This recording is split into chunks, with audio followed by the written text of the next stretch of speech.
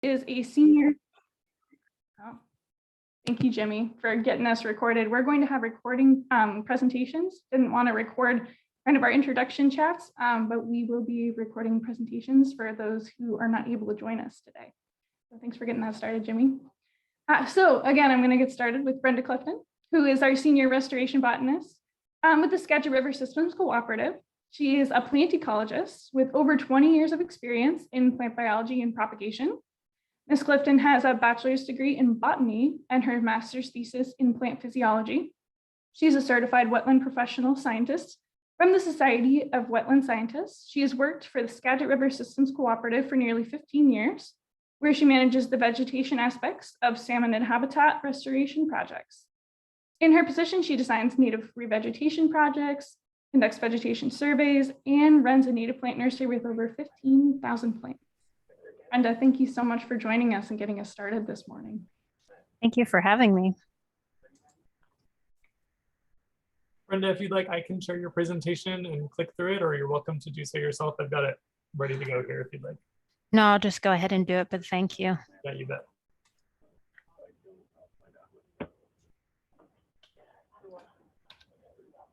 So hopefully you can see my presentation. Just nod if you can see it. Yep. Okay, perfect. So yeah, for those of you who don't know me, my name is Brenda Clifton. I'm the senior restoration botanist for the Skagit River System Cooperative. And I was just going to share with you a few of our strategies that we have come up with for adapting our riparian plantings to climate change. Just to give you a little bit of background so you know where we're coming from, the Skagit River System Cooperative is an intertribal consortium formed by the Swinomish and Sauk-Suato tribes to help manage their shared natural resources, mostly along the Skagit River and its tributaries. We are located in the northwestern corner of Washington State. Whoops, sorry. Between above Seattle, this map kind of starts at Everett, which is just north of Seattle, and Bellingham to the north. You can also see Mount Vernon here in the middle. The Skagit River System Cooperative has 4 departments. We have our Environmental Services Department, which works on environmental policy in the lowlands and especially with agriculture. We have our Forest and Fish Department that works on environmental policy in the forest lands. We have a really large research department that studies fish in both the saltwater and the freshwater. And then I'm in our habitat restoration department. We have around 70 restoration projects that span all the way from Oak Harbor on Whidbey Island up into the Cascades, Marble Mount, Darrington, and up the Suato tributary. Our goal is to work on restoring riparian and floodplains associated with the Skagit River and its tributaries. And so that also includes a lot of wetland restoration. Although mostly we focus on restoring scrub, shrub, and forested swamps because a main goal of our program is to get shade and large wood back into the river. Some of our notable wetlands that we work on, there are large wetlands we work on in the Skagit Delta that are slightly salty. We have huge wetland complexes associated with Nookachamps Creek, which is in Cedro-Woolley, Nookachamps Creek, which is in Mount Vernon, Hanson Creek, which is in Cedro-Woolley, and then Barnaby Slough are these oxbows that are associated with the Skagit River up in Rockport. Since I do restoration work, most of our wetlands initially start with a lot of invasive species, mainly reed canary grass, but also butterfly bush, knotweed. And some of the species we plant are sweetgale in the Delta, willows, black cottonwood, Sitka spruce, western red cedar, cascara, Pacific crabapple, hardhack, twinberry, to name a few. This picture is a planting we've done on Nookachamps Creek. And this is a new thing we're doing where we plant 6-foot tall stakes in at 3-foot on center spacings so that the stakes are already taller than the reed canary grass and quickly outcompete it. I'm curious, can you see the picture of everybody? Kind of move that out of the way of my slides. So what to expect with climate change? A lot of this is review, but I thought I'd just go over it so that we can talk about what to expect and how that's going to affect plant communities. So as we know, average temperature will increase, estimates around 2 degrees Celsius by 2040 and 4 degrees by 2080. Rain will increase overall, but decrease by 10% during the summer. Snowpacks will be smaller and they'll melt earlier, which will reduce summer stream flows and increase the frequency and severity of both floods and droughts. And this one's really important to my program. The soil moisture available on July 1st will decline by up to 35%. It really makes a huge difference on the survivorship of my plants, whether we have a nice rainy May and June or not. These changes are going to affect plant communities. There will be increased evaporation and transpiration. So basically, plants are going to be using a lot more water, but at the same time, there'll be decreased soil moisture. So this will reduce plant growth and survivorship. Plants are going to be more stressed out, so there'll be more pathogens and more wildfires. And all of this is going to result in altered community structure and composition. So there's some thoughts that maybe our coniferous forests will shift more towards deciduous forest. And of course, some species are going to do better in this new environment than others. I have found this to be a daunting thing to try and think about for our program because, you know, how am I going to establish trees today that are going to still do well in, you know, a different climate 100 years from now? But I've done some research and came up with some practical things that we're incorporating, and these are what I'm going to share with you. Basically, we're focusing on increasing the genetic diversity of our plantings, increasing the species diversity in each of our sites, assisting the migration of some plants that grow in warmer, drier areas, and increasing the actions and length of our stewardship program. So let's start with genetic diversity. And here are just a few theoretical points that our practical actions are based on. So the resilience in our plantings is going to rely on biodiversity to tolerate change. And genetic diversity is what's going to allow plantings to adapt to change. So basically, we're hoping that our plants will have tools from their ancestors to survive and change in the new climate. Fortunately, I mostly plant long-lived woody species, and these already have high genetic diversity generally. Also, these plants their seeds are dispersed by wander animals, and that also results in greater genetic diversity. So interestingly, these woody species that already have high genetic diversity have less variation among their populations, but more variation between individuals. So for example, there was a study it compared Sitka spruce in Alaska and Oregon. And they actually found that the whole population of spruce in Alaska had very similar genetics to the whole population in Oregon. But within each population, there was very different genetics between, for example, the north and south side of a hill.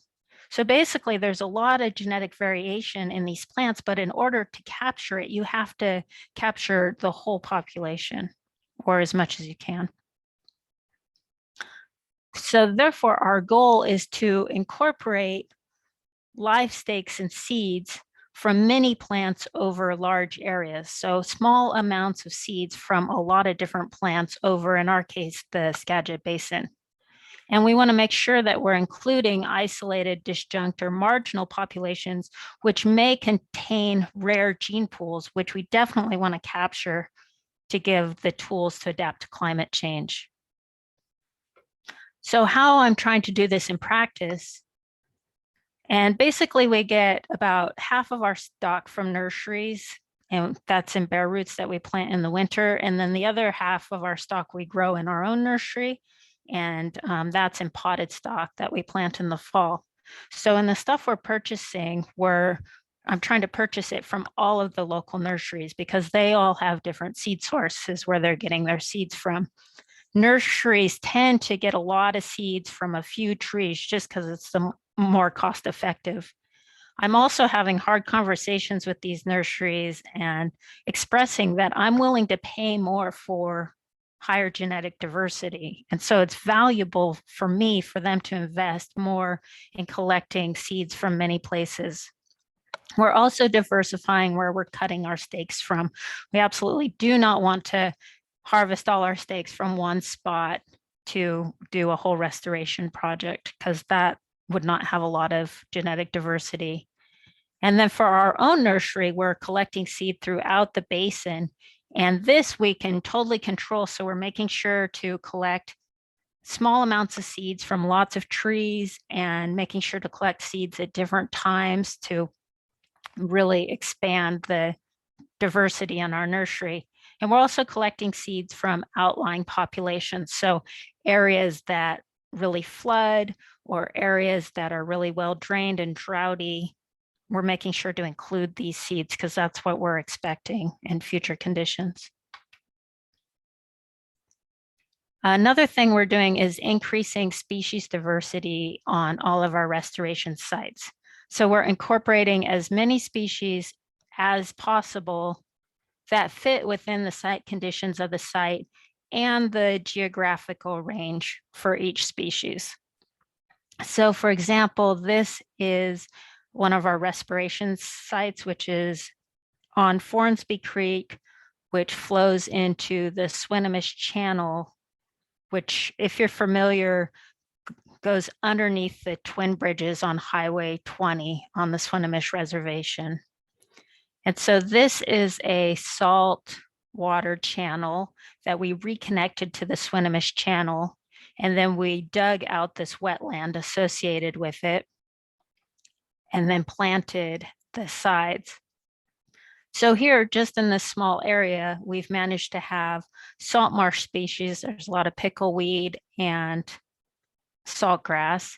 And then as we come up into our plantings, the area closer to the salt water are your salt tolerant woody species, which don't tolerate much salt at all, but your crabapple, Nootka rose, hooker willow, shore pine, and Sitka spruce, they can handle a little bit of salt. And then as we move away from the salty area, we incorporate a whole bunch of species that can't really tolerate salt. So black cottonwood, red alder, tons of shrubs, black hawthorn, basically as many species as we can that will do good at this site. Another thing we're doing is assisted migration. So this is a tool called the seed lot selection tool. And what you can do is put in your planting site and then put in parameters for climate change. So for this one, I put in hotter, drier summers. And the areas in red are where I could collect seed today that might fit my planting site in 80 years. So you'll see for the middle Skagit, sure, there are a bunch of areas in South Puget Sound that are appropriate, but you'll also notice that because of our rain shadow, there are a lot of areas in Fidalgo Island and the San Juans where I can get seed from.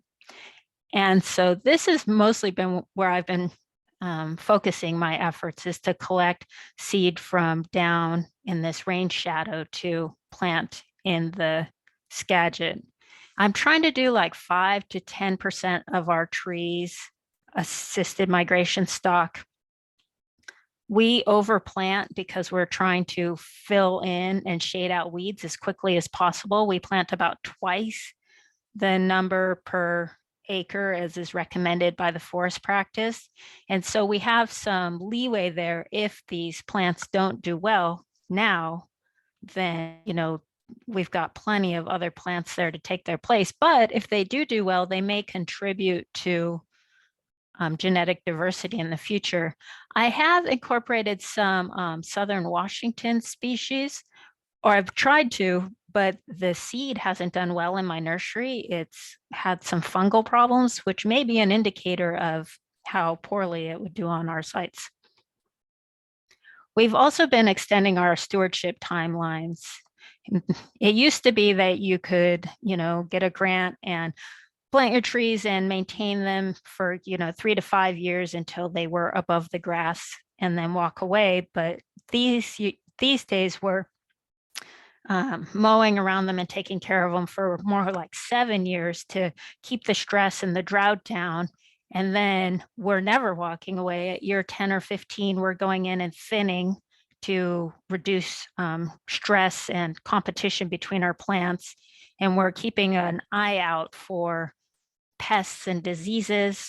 Not only are our plants more stressed out, which makes them more susceptible to pests, but also the range of pests has been increasing with climate change. And we're also prepared to come in if, for example, Western red cedar is really suffering with climate change. And if some point we lose all the Western red cedar on our site, we're prepared to go back in and replant. Western red cedar, in case you're curious, actually had a genetic bottleneck in its history. So at one point, the species went down to just a few numbers of plants, and then that created all the cedars we have today. So unlike other woody plants that we talked about, Western red cedar actually doesn't have a lot of genetic diversity naturally, and it already likes wet spots. So it's been having a really rough time with climate change. So if you have any questions, and hopefully we'll have a few minutes after the site walk through, you can ask them. And also, this was a lot of information in a short amount of time. So feel free to email me. I have written this all up and I'm happy to answer some other questions. And then Kelsey asked me to put together a short site walkthrough. So I thought I would walk you through our Hanson Creek site, which is near Cedro-Woolley. Hanson Creek is a tributary to the Skagit River, and it's one of the tributaries that's large enough to support Chinook salmon. In our project, the Swinomish and Puget Sound Energy have purchased over 300 acres and put it into conservation areas. And then we've planted around 100 acres on the site. And Hanson Creek is this straight channelized creek, but we've removed the berms on both sides and added some suggestions for side channels. And basically the idea is that now the creek, we suggested some side channels, but the idea is now that the creek could move around through this whole area of conservation lands that was purchased.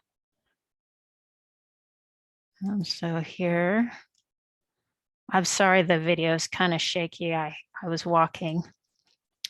So this down here is Hanson Creek. And this isn't our property.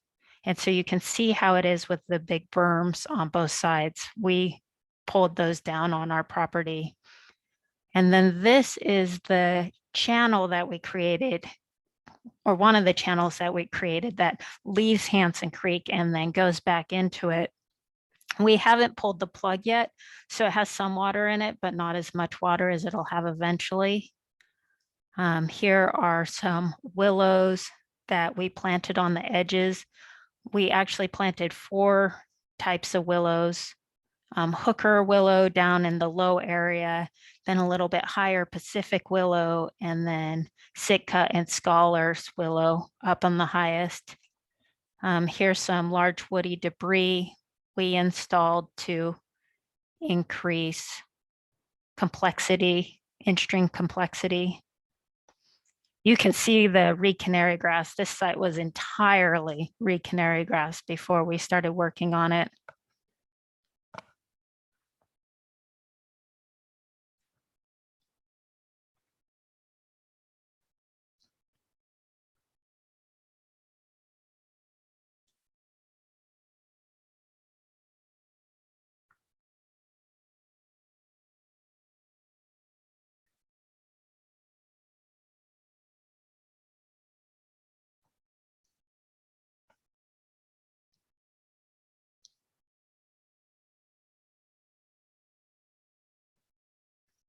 That's me trying to climb over that big log.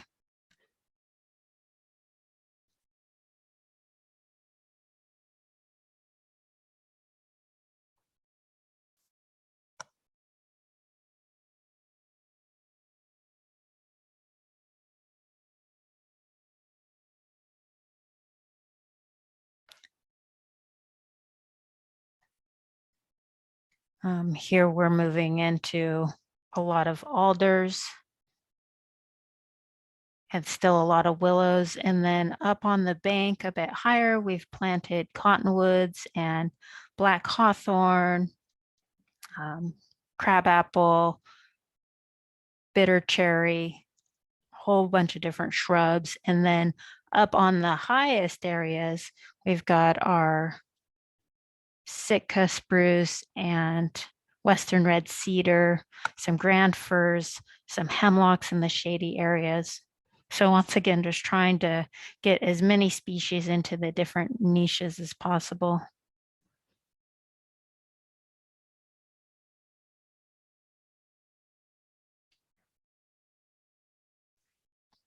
In the background here are some of the trees we planted back in 2012. And they're getting to be like 25 feet tall already. I think I'll stop it there so I have some time for questions.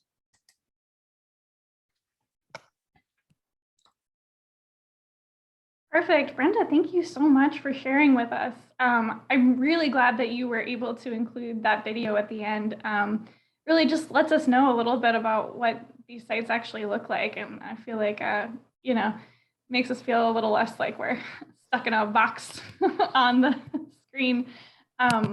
We do have a couple of questions in the chat that I'm going to get started with. If you guys have more, please go ahead and throw more questions in the chat for Brenda, and we'll have time for questions as well if you want to raise your hand.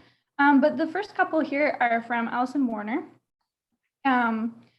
When you say suggested side channels, does that mean that you have kind of like created them and cut them out, or is that like a little less construction based?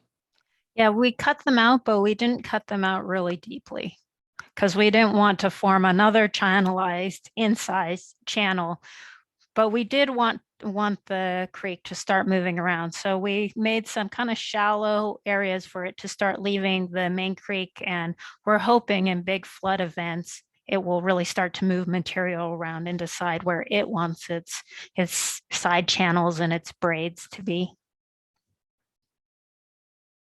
And those willows that you put in the ground, those 6-foot cuttings, how much of that length of willow is actually in the ground? We put them in 1.5 feet to try and get below the reed canary grass roots so they're not competing with the roots for water. Great. This next question is from Tom C. Brenda, other than shading, are there other control methods for reed canary grass that you found successful? Well, I've found scraping the reed canary grass off to be successful, but I've also found that it damaged my plantings when I put them in because we took away all of the organic material away from the site. So if you did want to do that, I would recommend putting them in big piles and composting them and then spreading them back out. Because I'm definitely noticing the alders don't mind so much, but my conifers, I can see they have some discoloration from a lack of organic material.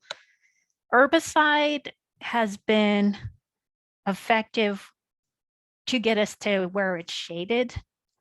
I have not found that if we just apply herbicide, the canary grass doesn't come back. It does, but I have found that if we are planting and we put herbicide around our plants, maybe that gives us a year of, that plant just not being swallowed by canary grass. But what we tend to do is either plant in those really dense plantings with the tall stakes, and those are great because you don't have to maintain them at all. We don't mow them or anything. We just put the stakes in and walk away, and they do great. Or we plant in rows when we're trying to get in conifers anywhere that it's dry enough to get a tractor in, and we tractor mow the canary grass between, so that we're not just like creating a little hole around each plant, but we're like really knocking back the grass. Yeah, canary grass is one of my least favorite weeds. It's really tough. Yeah. This next question is from Janice Martin. What ways are you preventing the introduction of pests and diseases as you introduce species from outside the area? So most of the species I'm introducing from outside the area, I'm growing from seed.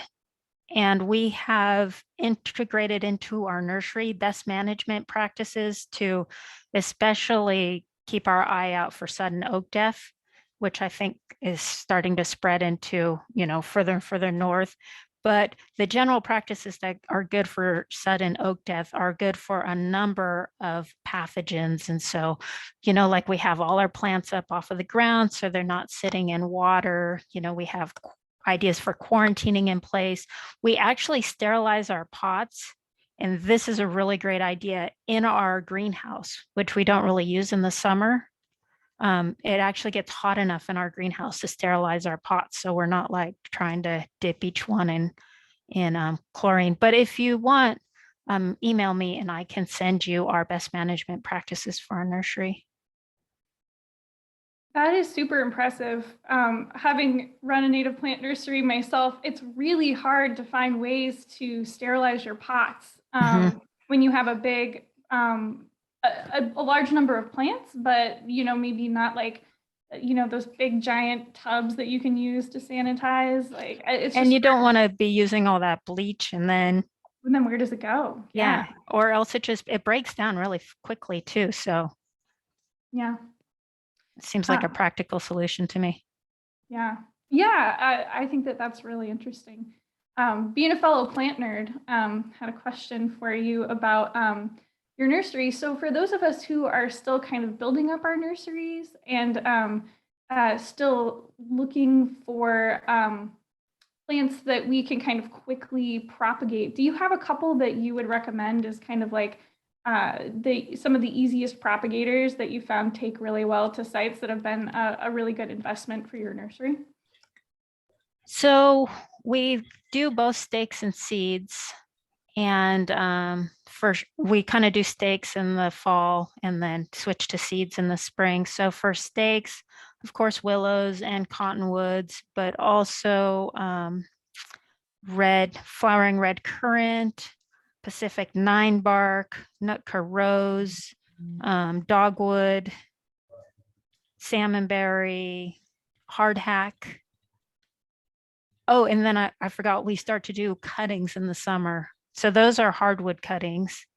And then for seeds, we've had really great luck with a lot of deciduous trees. So crab apples, black hawthorn, alder. Alder seeds, though, you have to keep wet until they germinate. They're really picky about that. And then a lot of shrubs, snowberry, red, flowering currant again, Nootka rose again. Oh, ironwood, ocean spray. And then as we move into soft stem cuttings, we've had pretty good luck again with ocean spray, Labrador tea, Oh, mock orange just sprouts roots like crazy. Trying to think what else. There's actually a book I can recommend if you email me that tells you all the different plants that are good for cuttings and when to harvest them. The University of Washington put it out. That's great. I think that that's a resource that a lot of us would be interested in. So maybe I can get that from you and then share it with our email list. That'd be great. And of course, all of our seeds need a cold, wet winter to germinate. So you have to make sure you get them in with several months of being cold so that they'll germinate. All right. I think we've got time for one more question. Drop it in the chat or raise your hand. Anyone else if we have another question for Brenda?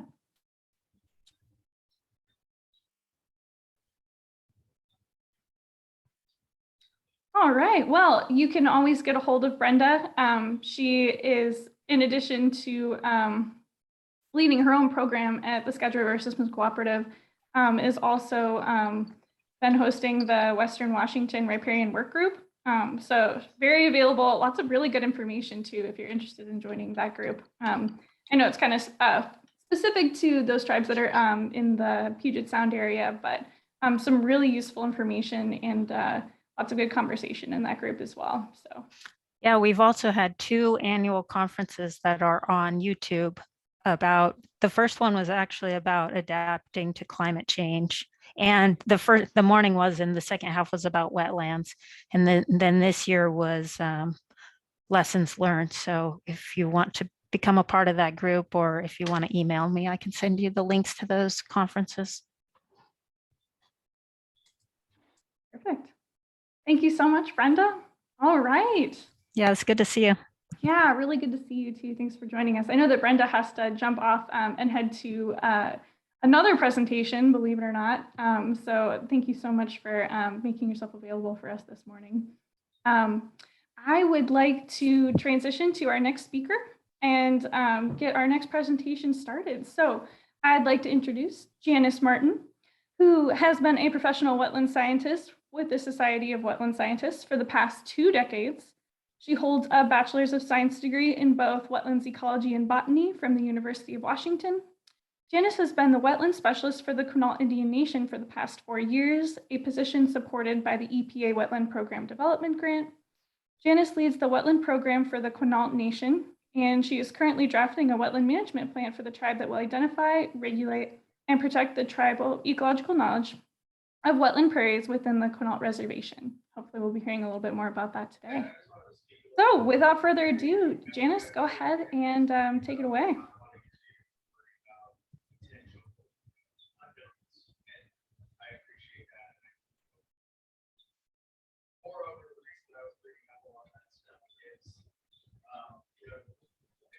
Looks like you're muted, Janice. We can see your presentation, but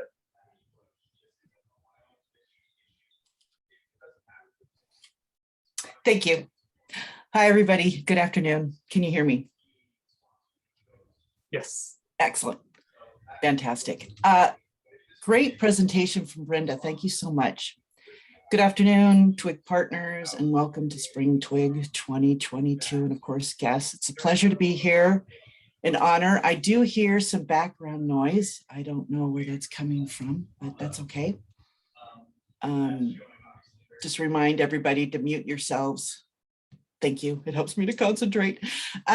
My name is Janice Martin. I am honored to be here today to represent the Quinault Indian Nation. I'm the wetland specialist, and today's presentation focusing on the Quinault Climate Change Vulnerability Assessment.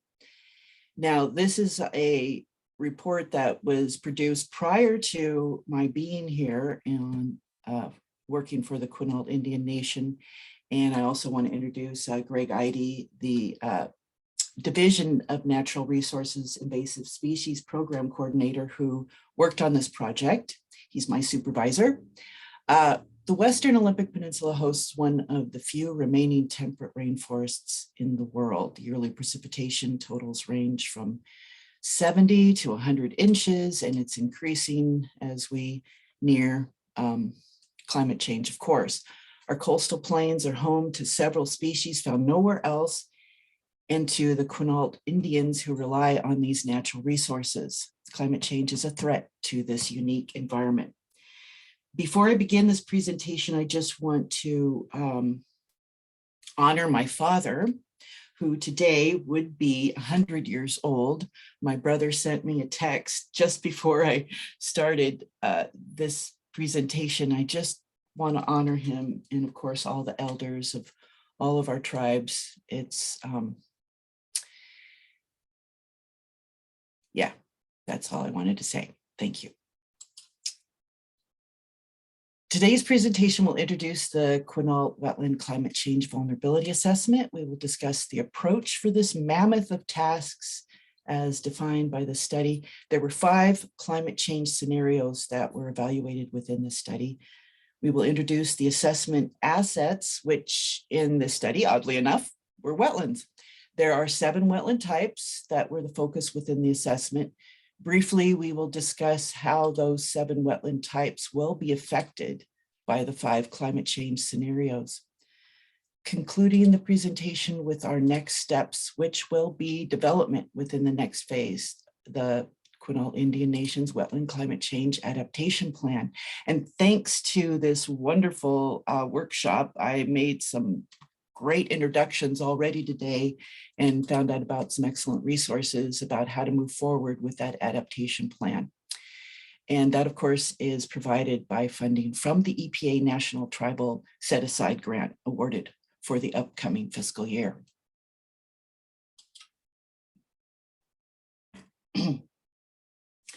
Utilizing EPA grant funding, the Quinault Indian Nation hired a contractor to conduct and produce the Quinault Indian Nation's Wetland Climate Change Vulnerability Assessment, which was completed in May of 2018. The approach or method of this wetland climate change vulnerability assessment draws on existing climate change scenarios, available studies, literature, local expert knowledge. In addition, it identified uncertainties and knowledge gaps such as model limitations, data discontinuities, technical considerations, and future research opportunities. Primarily, the contractor utilized an existing study published in 2016 from the Oregon Climate Change Research Institute, the Treaty of Olympia Tribes Climate Change Vulnerability Assessment. The Treaty of Tribes assessment was created in partnership with the Quinault Indian Nation, the Quileute, and the Hoh tribes, collectively termed the Treaty of Olympia Tribes. This report, which came out in 2016, projected climate change impacts on culturally and economically important natural resources such as forests, streams, native plants, wildlife, coastal habitats, and ocean and freshwater fisheries within the Treaty of Olympia area. If you have not had a chance to read this document, it is very informative and looks at many different climate change scenarios and how they affect these valuable resources. Climate adaptation planning is generally a 2-part process. The first phase, of course, consists of conducting the climate vulnerability assessment, which I'm talking about here today. And the second phase is the development of a climate adaptation plan. The adaptability plan will address and recommend the process to reduce those vulnerabilities identified during the first phase. This photo is of the Queets River, where it meets the Pacific Ocean, and the estuary system found there at the mouth.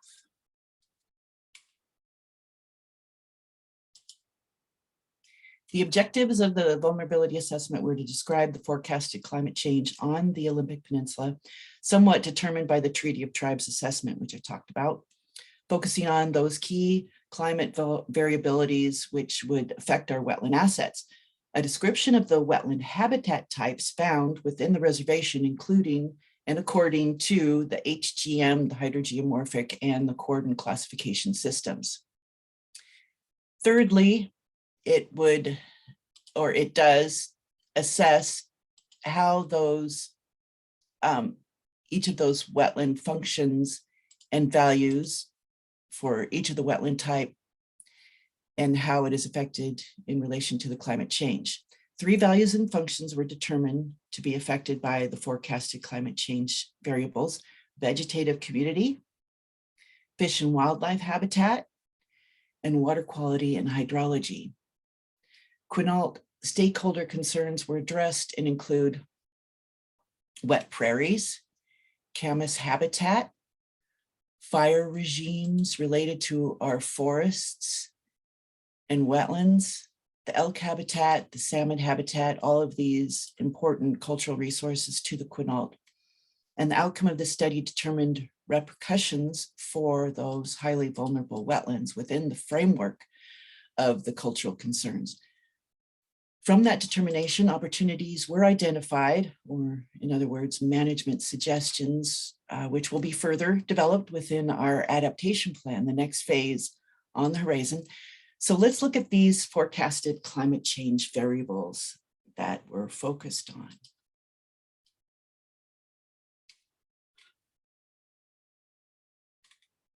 Based on forecasted changes and an understanding of the current wetland resources, these are the 5 climate change variables that were selected for the vulnerability assessment, chosen specifically for their ability to affect the wetland habitat types selected: temperature, precipitation, and stream flow, wildfires, snowpack, and sea level rise.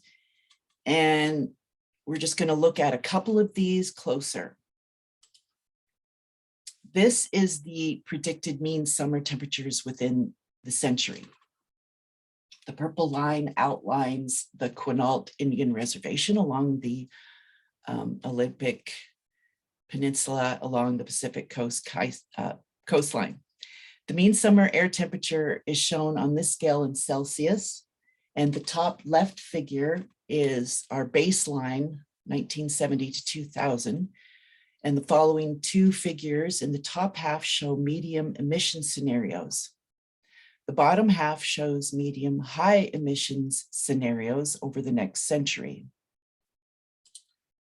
The bottom line is that summer temperatures will increase approximately 6 degrees Fahrenheit by the mid 21st century, albeit not so high along the coast because of the coastline. This temperature increase will affect precipitation projections as they're expected to increase in the winter. Okay, now we're thinking about these different scenarios. So that increase in precipitation will not be in the form of snowpack, which in the spring slowly melts to contribute to stream flows, and instead resulting in an increase in higher winter stream flows and reduced summer flows, which are much needed for our salmon. Again, as already been talked about, soil moisture is a key indicator of wetland impacts and is projected to decrease throughout the 21st century. The implications, if we can wrap our head around it, play upon each other, and let's look at one more scenario. Sea level rise on the Olympic Peninsula is a great threat, projected to increase up to 4 to 6 feet by 2100. That, in addition to storm surges, high tides, high winds, wave action, it causes a threat to the coastal village of Tahola, which is shown here in this 3-foot LiDAR image. Tahola is right here along the Quinault River. And this image shows sea level rise in different increments up to 6 feet. And the impacts are the inundation of some of our estuarine systems, creating open water systems, which impacts our fish habitat. And this figure demonstrates how 3 foot rise in sea level would inundate estuaries. And this has already been shown by different scenarios that Grays Harbor County has predicted.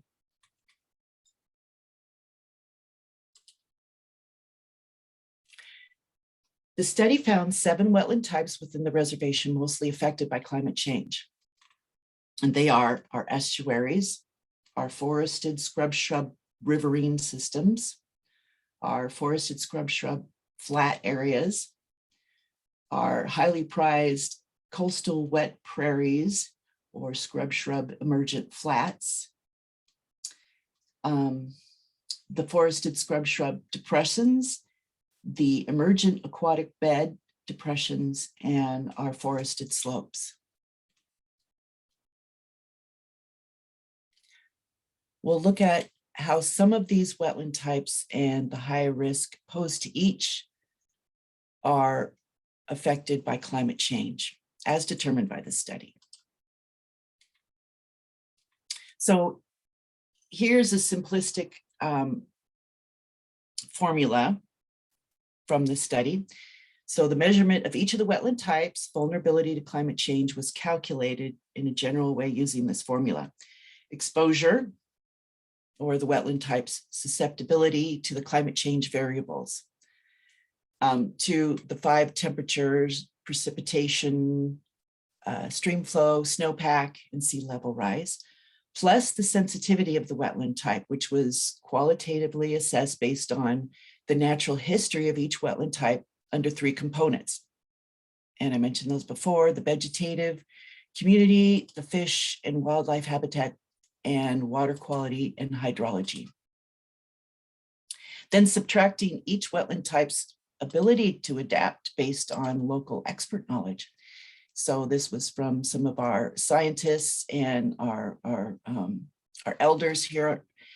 Thus, each wetland type was given a vulnerability score from 0, referring to no impact whatsoever, to low, where the asset is still functioning, to medium, which is a bit more significant but not permanent loss, and high, where the asset is no longer able to function.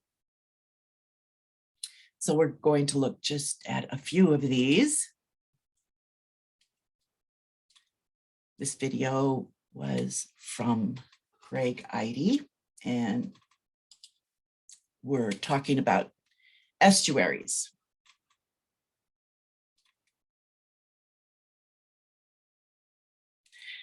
Estuaries are highly vulnerable to sea level rise. This is the Raft River estuary.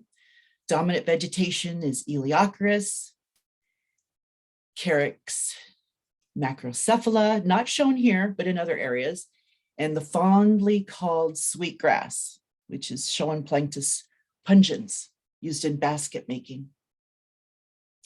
Also Sitka spruce, Dischampsia, dune grass, and as you can see, possess very sandy, gravelly soils. Again, highly vulnerable to sea level rise.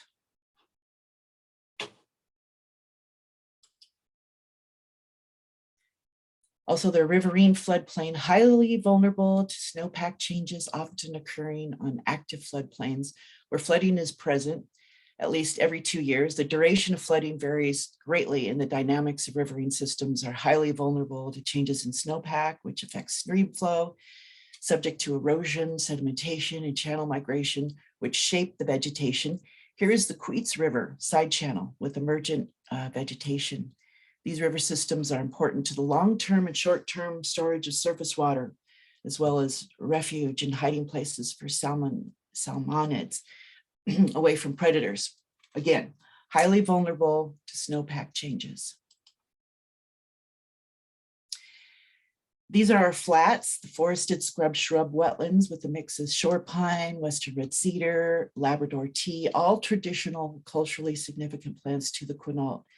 An increase in wildfires is exacerbated by fire suppression. Over time, the built up fuels, these increase fire size and duration, as we've witnessed more recently with different wildfires. And slope wetlands were also rated as having moderate impact from forest wildfires.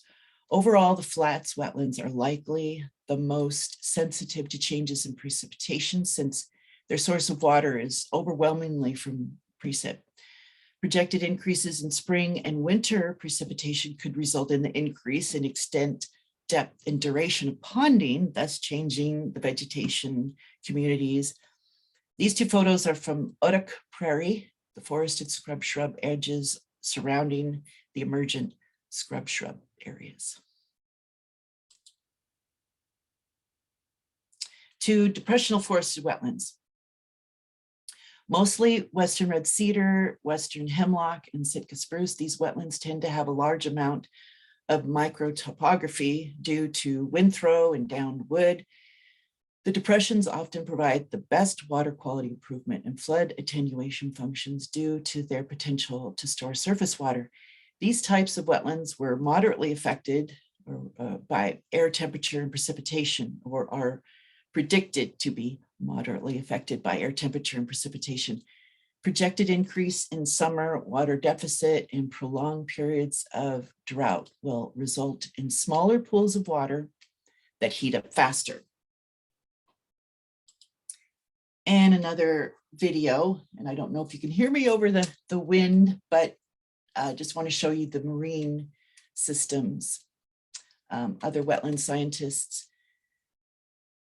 some may have noticed the inexactitudes or oversights from the study that would take another hour to look at, but this is the marine wetlands. We thought it would be exciting for our TWIG partners to see these, which were lumped together as estuarine wetlands.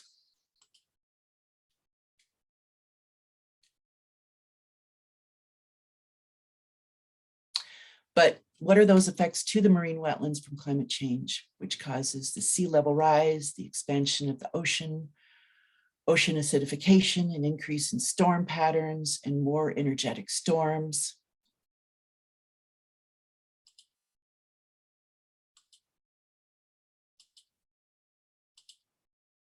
Consequently affecting most of the world's coastline through inundation and increased erosion, as you may notice here.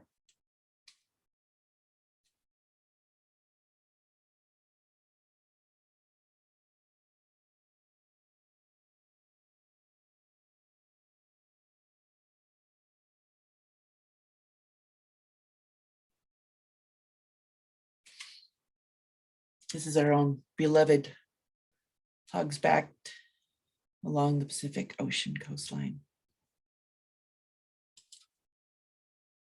Recapping those vulnerabilities, which were not described in depth, but as you can see here, were presented in an easy to understand table within the study. And I'll just pause here so you can check it out for a moment.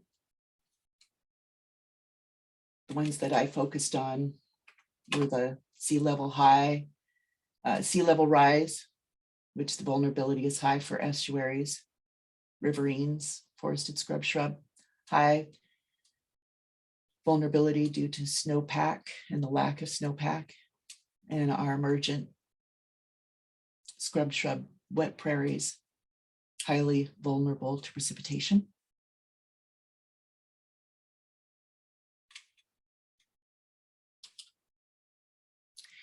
The management implications introduced from the vulnerability assessment, as mentioned at the beginning of this presentation, will be developed further with a wetland climate adaptation plan.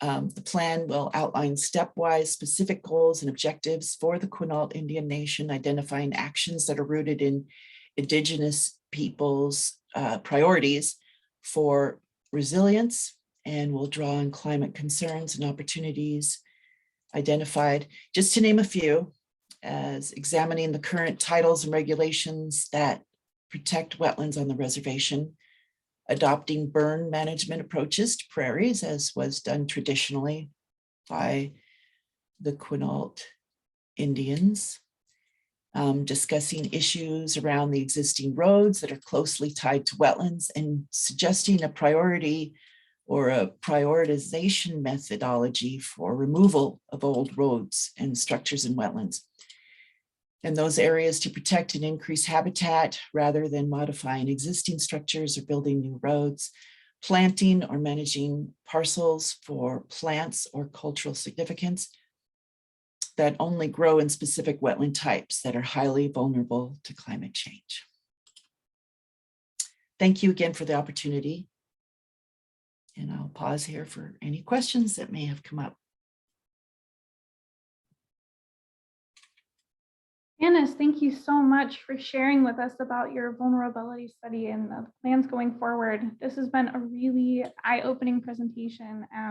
I think that there are other tribes that definitely have a lot to learn and emulate from this. I have a couple of questions and comments in the chat. I'm going to get started with a question from Allison Warner. How high are those bluffs in the marine video? The bluff back beaches are going to see a reduction of the nearshore habitats with the coastal squeeze. Was this discussed at all? I don't know in the marine versus inner Puget Sound if there are different impacts. Again, that was one of the intricacies or the things that I think you probably noticed. Marine wetlands were not focused on in this study, but to answer the question, those bluffs are probably a couple of 100 feet high.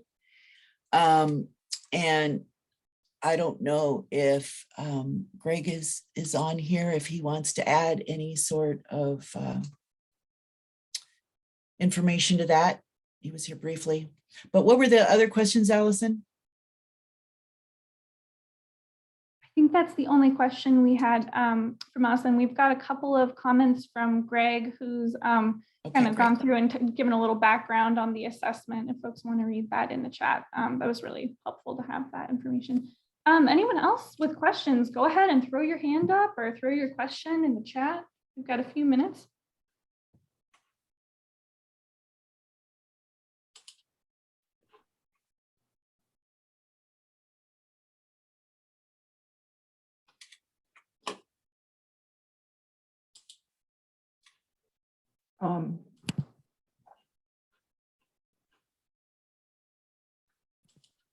Allison, go ahead. Looks like you've got your hand Sorry, up. I guess I'm just the real talkative hands work one too. here. Real hands work too.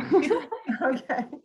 I just think I really liked the approach of looking at the vulnerability. We had a climate, we were working on a climate adaptation plan, and I don't remember this, this approach at looking at each of these different key, ecosystems elements to compare the vulnerability and determine what, which of these arenas they would be vulnerable. I mean, I think we somewhat distilled the same information, but that really seems quite helpful. So I probably will want to get a hold of that. What happened in our, I just wanted to make a comment that for the Tulalip, we got so far with it, and then it was kind of determined that they didn't want to have this plan. There was, seemed like that the tribal board of directors would not want to, sort of pass the adaptation plan because it was seen that it might constrain us in some way, but we've just incorporated it into the various departments. I don't know if other people have had that, because I know a lot of other tribes have done adaptation plans and have,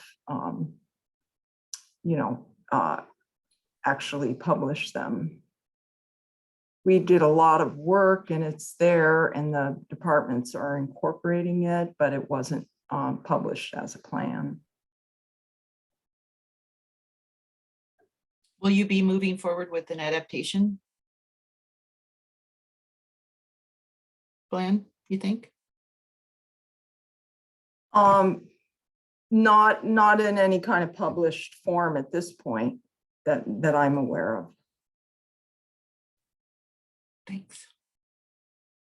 Yeah, thank you, Allison. Appreciate you asking so many great questions today. All right, I think we've got time for one more question. Anybody else have a question they'd like to ask Janice before we head to our next talk?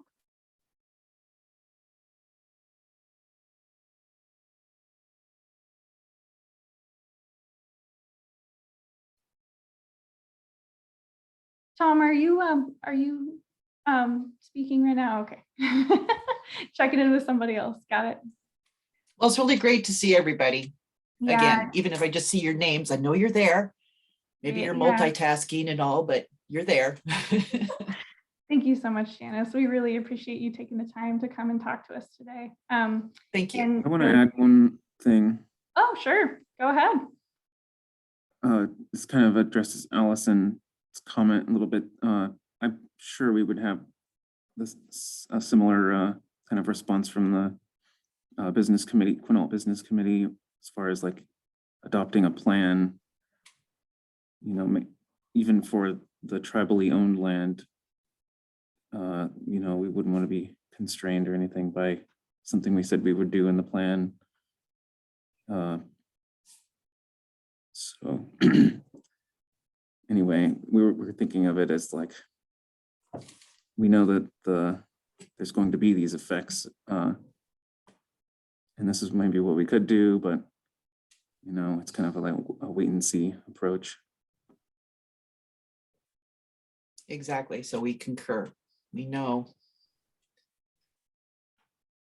Yeah, and I mean, at least we know like what we could do if, you know, if there is something that happens where we need to make a decision like about a particular piece of property, you know, we can make a recommendation about what to do with it. Yeah, I feel like we did the analysis so that we have the information, because that's our role, is to provide, you know, the information and to be knowledgeable about it if a question comes up, because there were sites that were, you know, that was developed. There was a new casino site and there was some concern. Actually, that one I think had to do with tsunami, whether that was in a tsunami zone, but it's helpful. It was helpful for us to have done the work and to have the information. We all wrote our sections for it. So we have that work done and we can rely on that as things come up in the future. And I think that was what was decided as the strategy going forward. Great, thank you so much for adding that in, Greg. Walks Through Mud, by the way, is Greg ID. They are one and the same, in case you didn't catch that. Thank you again, Janice. We really appreciate your presentation.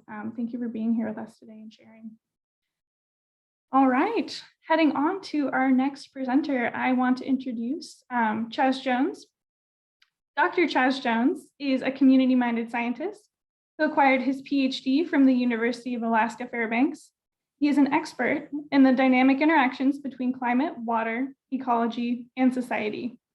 He currently serves as the Interim Tribal Climate Resilience Program Director for the Affiliated Tribes of Northwest Indians and has served as their Senior Tribal Liaison for about 5 years. He also happens to serve as the elected mayor of Philomath, Oregon, as if he didn't have enough to do. So thanks for sharing that with us, Chaz, and thank you so much for being here with us today. I'm going to let you take it away.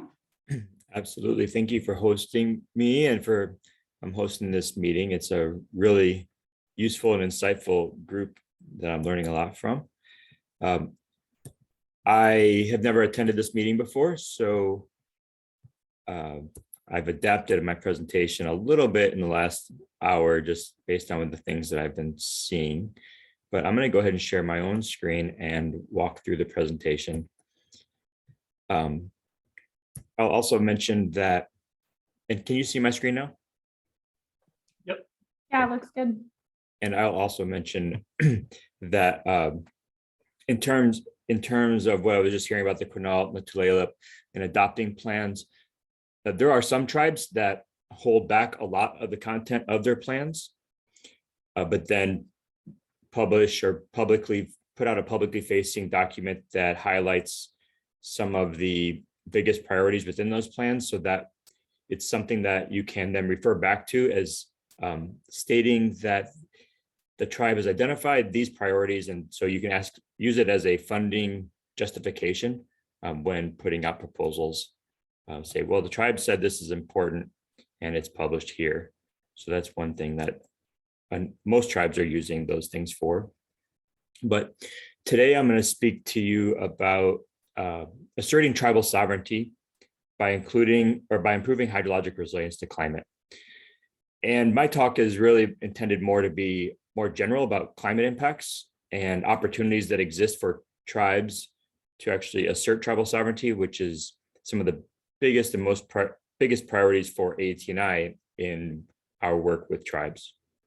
But briefly, I'm the climate program director for the affiliated tribes Northwest Indians, of which we have 57 member tribes throughout the Northwest, including Alaska, Northern California, and Montana. I've served as the senior tribal liaison for a number of years, and we have a recent addition, Ben Uwaki, who's now our assistant liaison, and he's also on the call, but he's moving from Minneapolis to Seattle as we speak, and he's actually literally driving, but he's on the meeting. And I have a quick video here that I'm just going to show that introduces some of the work that we're working on.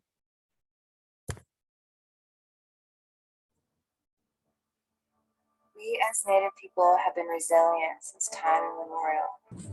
This resilience is being affected by climate change. The future looks nothing like the present. Rising temperatures means longer, hotter summers. Projections show 3 times as many days above 90 degrees. By the time my 8-year-old daughter, Meadow, is an elder, her children and grandchildren will experience 39 days of summer with extreme heat over 90 degrees. What does that mean for our food, our land, and our people? We need to take action and make a plan for our tribes to address this problem. We've made some progress, but we need tribal input and involvement. We need your voice. We invite you to join us in a climate change discussion. We want to hear the voices and concerns of our community. Our promise is in danger, but we still have a chance to make a change.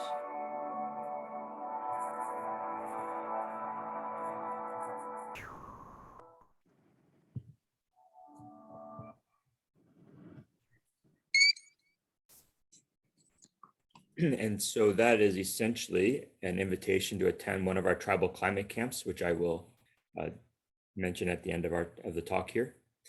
But first, I'm going to talk to you about some of the efforts that we are working on at the affiliated tribes Northwest Indians.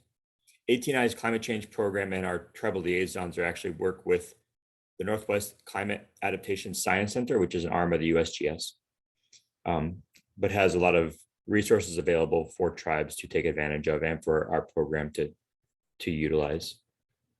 But some of the shared goals of ATNI and the Northwest CASC are to promote tribal sovereignty and self-determination in supporting the foundational principles of federal Indian relations, which I've summarized here in this little graphic at the lower right. Tribal sovereignty, federal trust responsibility, self-determination, and government-to-government relations. We're also seeking to increase tribal capacity, identify climate adaptation strategies, and increase tribal resilience to climatic impacts. Some of my specific goals are for us to learn about the tribal leaders, or the priority issues from tribal leadership, so that we can move tribal resilience forward. And when I think of tribal resilience, I do not think of just natural resource issues. I think of a very broad perspective of what tribal resilience is. Anything that is a tribal priority that is able to be addressed will increase tribal resilience. It can be economic development, or having a stronger economy, having better healthcare, having a better education system. It could be managing your forests or your wetlands, or being able to co-manage those with federal landowners. Anything at all that is a priority issue for tribes would increase tribal resilience. So I want to know what those priorities are, and how, if the tribe has any needs to push those priorities forward, are there opportunities for ATNI to provide support? Because ATNI does have the capacity to provide support and to partner to move your priorities forward. We often will, if you tell me about your priorities, we will look for grant opportunities that you can seek funding from. We'll coach in the grant writing effort, and we can also provide training related to adaptation planning or restoration. We can provide you with expert resources or with data if that's a need. So we have a pretty strong network of partners. Everything that 18I does is in partnership with others. And so we have a strong network of partners that we will reach out to figure out how we can move your priorities forward. We work at 3 different scales. One is nationally. We have a network of tribal liaisons that work across the nation. We are increasing, each one of these regions are increasing our capacity. We just hired a second liaison ourselves. Alaska's hiring a total of 3 more liaisons. And I won't go into the others because it's not as relevant. But we also work across our region with all of our member tribes, we try to push forward initiatives that will benefit all of our tribes, such as providing tribal climate camp, which is a culturally appropriate climate workshop on how to do climate vulnerability assessment planning and climate adaptation planning. And so we provide efforts to benefit all the tribes. We also work with individual tribes as needed or as requested. The Coquel tribe, for instance, asked us to help see if we could design or help them with a community engagement effort. So we tried to help with that, and various tribes reach out to have us come and present or to talk with tribal leadership or to help them engage with their adaptation planning efforts. Climate impacts, as I mentioned, or climate impacts affect all aspects of tribal communities and their society. When you have decreased snowpack, it results in less water in the rivers, less water in the wetlands. You might have wetlands that dry up sooner than they historically would. Sometimes we have, sometimes that snowpack will also impact forests and make them more vulnerable to disease, which would make them more vulnerable to large-scale wildfires. It also impacts groundwater or water quality in wetlands and in rivers and in reservoirs that can have detrimental impacts to not only to wildlife, but also make it so that the tribes can't even access the water for drinking water purposes. Sometimes changes in our snowpack or changes in the precipitation timing can cause snowpack to run off earlier than it normally would, because we have rain on snow events in a period of time when it wouldn't historically have happened, which is what's shown here is the Umatilla fire truck driving through a flooded river or waterway because of an increase in flooding at the wrong time of the year. We also have infrastructure impacts caused by flooding. We have washed out roads, washed out bridges. These impacts occur across society in every aspect. But one thing that tribes tend to do is they tend to have a holistic perspective that looks across disciplines, across sectors. And many tribes are very open to working in partnership and collaboration with others. And both of these things, I think, are a very strong strength of tribes. And this is just illustrating how climate impacts all aspects of society. But one thing that I want to emphasize is that climate impacts are really just a threat multiplier to every other impact that already exists. When you have a wildfire that's been threatening your village for 1,000 years, but then you add climate impacts to it, it just increases that threat. And when you have a society, or when you have elders that have always been, somewhat vulnerable, or youth that are somewhat vulnerable to respiratory attacks or to other things, and you add climate impacts to it, it just makes them more susceptible to those issues. And so I think of climate as really just a threat multiplier. And when I think of resilience, it is, what can we do to decrease the impacts to decrease those impacts on every aspect of our society, of every aspect of tribal life. But another thing that's a bit more unique to tribes, and I'm sure you're all very familiar with it, is that there are unique cultural impacts to tribal communities that other groups don't experience in the same way. When tribes have decreased access to fish or to their lamprey harvest, it affects them in a way that it doesn't impact non-tribal groups. Because, and I know you're all aware of this, but if I've been harvesting fish in the same way that my father did, and his father did, and his grandfather before him, and for many, many generations, our people have been harvesting fish in the same way, in the same place. And for when I'm able to practice that, or when you're able to practice that, that affects you and affects your self-identity in a way that people, many others, cannot possibly understand. And when that right is taken away from you, that has a huge impact on your ability to just live the life that you have the right to live, and that you want to live, and that you strive and your ancestors have always lived. I can't imagine having that right taken away from me. And if you were unable to be able to harvest huckleberries in the same place that your ancestors did, it's the same type of thing. And so the deep cultural impact of climate that climate is having on tribes is, I would suggest, is inconceivable from most non-tribal partners that you may have. So that's just, and when I hear that tribes are doing culturally appropriate planning, I love to see that. There are, I believe it was Allison that was talking about how, the way that their tribe did vulnerability assessment was different than the Quinault tribes. And I see that across the nation. Many tribes are using their own voice to determine what their most appropriate approach is for vulnerability assessments or for adaptation planning for their own tribe. There is no one way to do this. You have to do it in the way that's right for you. And every tribe is different in that regard. And many bands of different tribes are different.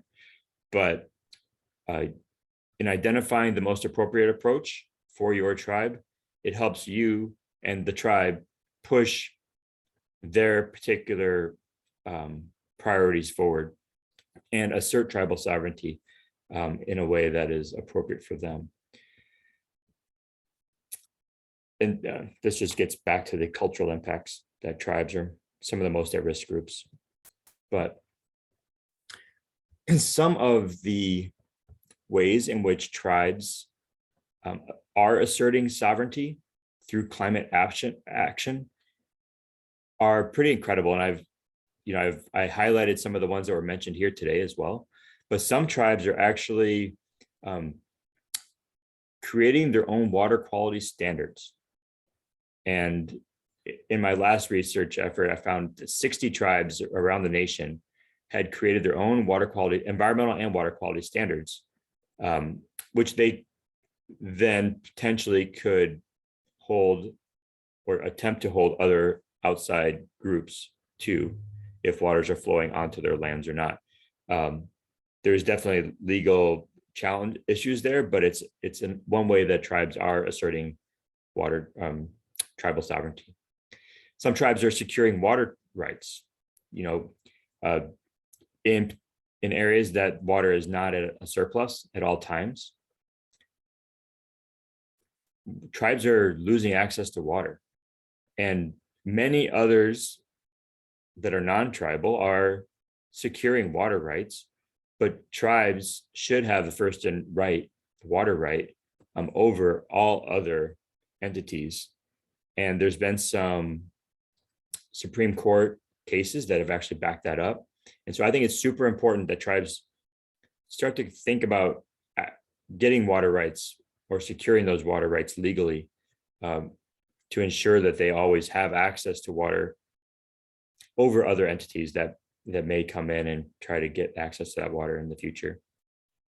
We just heard today that the Tulalip is actually incorporating their vulnerability assessments and adaptation plan into their departmental strategies and into their plans. And I've heard of a number of tribes that are doing that, trying to get away from grant-funded programmatic funding to push their initiatives forward. And so if you're able to incorporate small aspects of climate planning into your general departmental strategies, that's one way to get away from grant funding to fund those programs, just doing it in your everyday work. And then I'm just going to skip over a few of these, but there's a few tribes across the nation. There's an effort by EPA to host water quality monitoring sites in wetlands. And I understand that there is effort to get tribes to be partners on those and to actually host the wetland monitoring sites. The Quinault, as we heard today, we're purchasing culturally significant wetlands, as are other tribes. Purchasing culturally significant lands is another way to assert tribal sovereignty, as is co-management. And there are a number of opportunities, and I think it's an increasing opportunity for co-management, for tribal co-management of federal lands. The COQUEL in the last few years were allowed to, or authorized to co-manage. Now, I'm sorry, I put BIA, but it was actually, I believe, BLM or BOR forested lands. And so that's co-management is another opportunity that exists that some tribes are taking advantage of. And when I think of urgency around planning for climate change, I realize many of the efforts that we are undertaking take a lot of different steps, and that every one of those steps seem to take much more time than we ever realized they should. And so if you have to take all those steps, it's just going to take a lot of time to actually move big initiatives forward. So starting down that path is super important. Getting the wisdom and guidance of today's leaders and elders is going to be very valued by future generations. It gives them direction, and it just helps to move these conversations and these actions forward. So I'm going to come back to this, but I did want to, if I have time, I'm going to just show a couple of climate planning tools that exist, just in case that might be interesting to these. But I'm also just going to mention that different opportunities that are coming up. We have a tribal climate camp occurring in Seward, Alaska in just a few weeks, May. So the opportunity for that one is pretty much passed for additional participants to join, but some people on this call are going to be joining us. There's also the tribal climate camp we're going to be hosting in Oregon later this fall. So you can be on the lookout for that. If you want to be notified of these opportunities, you can certainly get on our newsletter. I have provided a link down to our website, which has a link to our newsletter. There's also 2 funding opportunities that are available. One's coming up this week. The National Coastal Resilience Fund has an RFP and has a pre-proposal due on Thursday. And then the BIA Tribal Climate Resilience Program funding opportunity is due in July 6th. And again, AT&I is more than happy to provide or feedback on your proposals up until the date you have to submit them. So if you want additional feedback, just let us know. I have contact information there, but if I have 3 minutes, I'm just going to go ahead and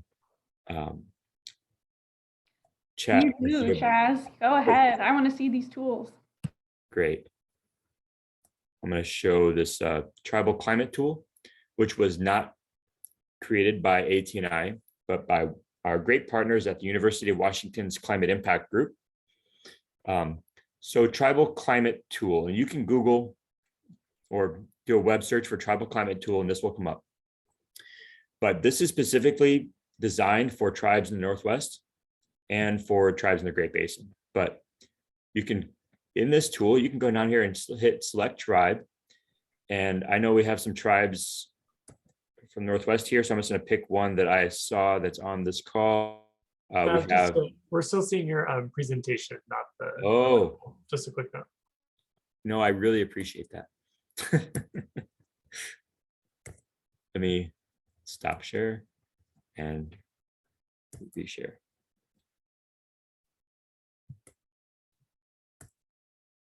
Okay, Perfect. so so let me just refresh this just so I can start over real quick. So the tribal climate tool, which you can Google, will bring you to this opening page, and you can select a tribe. And I'm just going to select one of the tribes that I saw today on this call. We have tribes from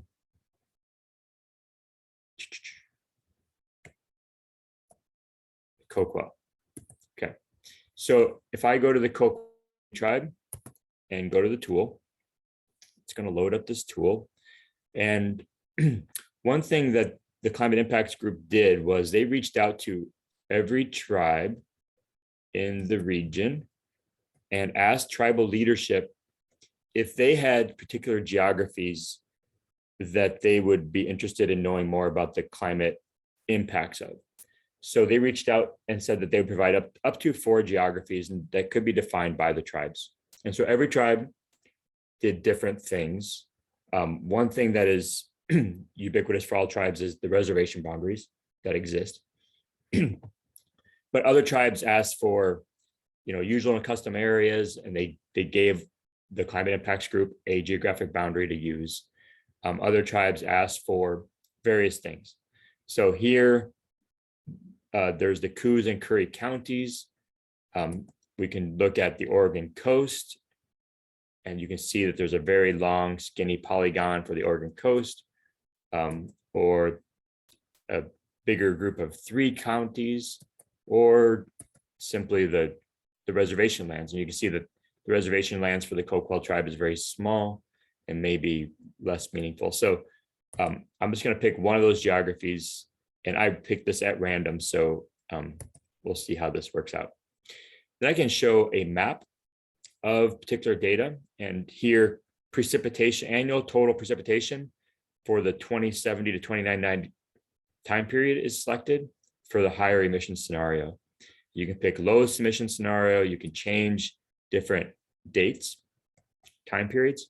You can change different parameters, and it will create a map for any of these parameters that you choose. So we could look at summer precipitation or winter precipitation, and it'll give you various data. You can also look at some stream information. Vegetation, fire threat. Coastal tribes have sea level rise enabled, and so I'll show that. And it'll just create all these maps on the fly, which is pretty neat. Some tribes have stream flow information that is particularly tied to stream temperatures, which is also neat. This one, I think, won't. So some different tribes have different access to different data depending on what was available for them. You can also look at, I'm just going to pick winter precip. You can also create this in a graph format and see the data for the different time periods and how it's going to change over time. And you can click on different dots on the figure and see what model projection is actually being provided there. So you can do this for all the different types of data that exists. You can look at that at the graph or at a map, which is pretty cool. And then another thing, if you look on the right, you can create a table of the data that you're seeing of the projected change. You can get it in a text format. You can get a text description that you might use in your vulnerability assessment and just copy and paste. And then the last thing that's really useful is that you can actually download the GIS data that is being used to create the maps. So that is a tool that's available to any of the tribes here. You can just quickly go to Yakima Nation and see something similar. if you wish to. But anyhow, I just wanted to show that. I will stop sharing that screen and put up my contact information in case anybody is would like to reach out. Jess, thank you so much for sharing with us this morning.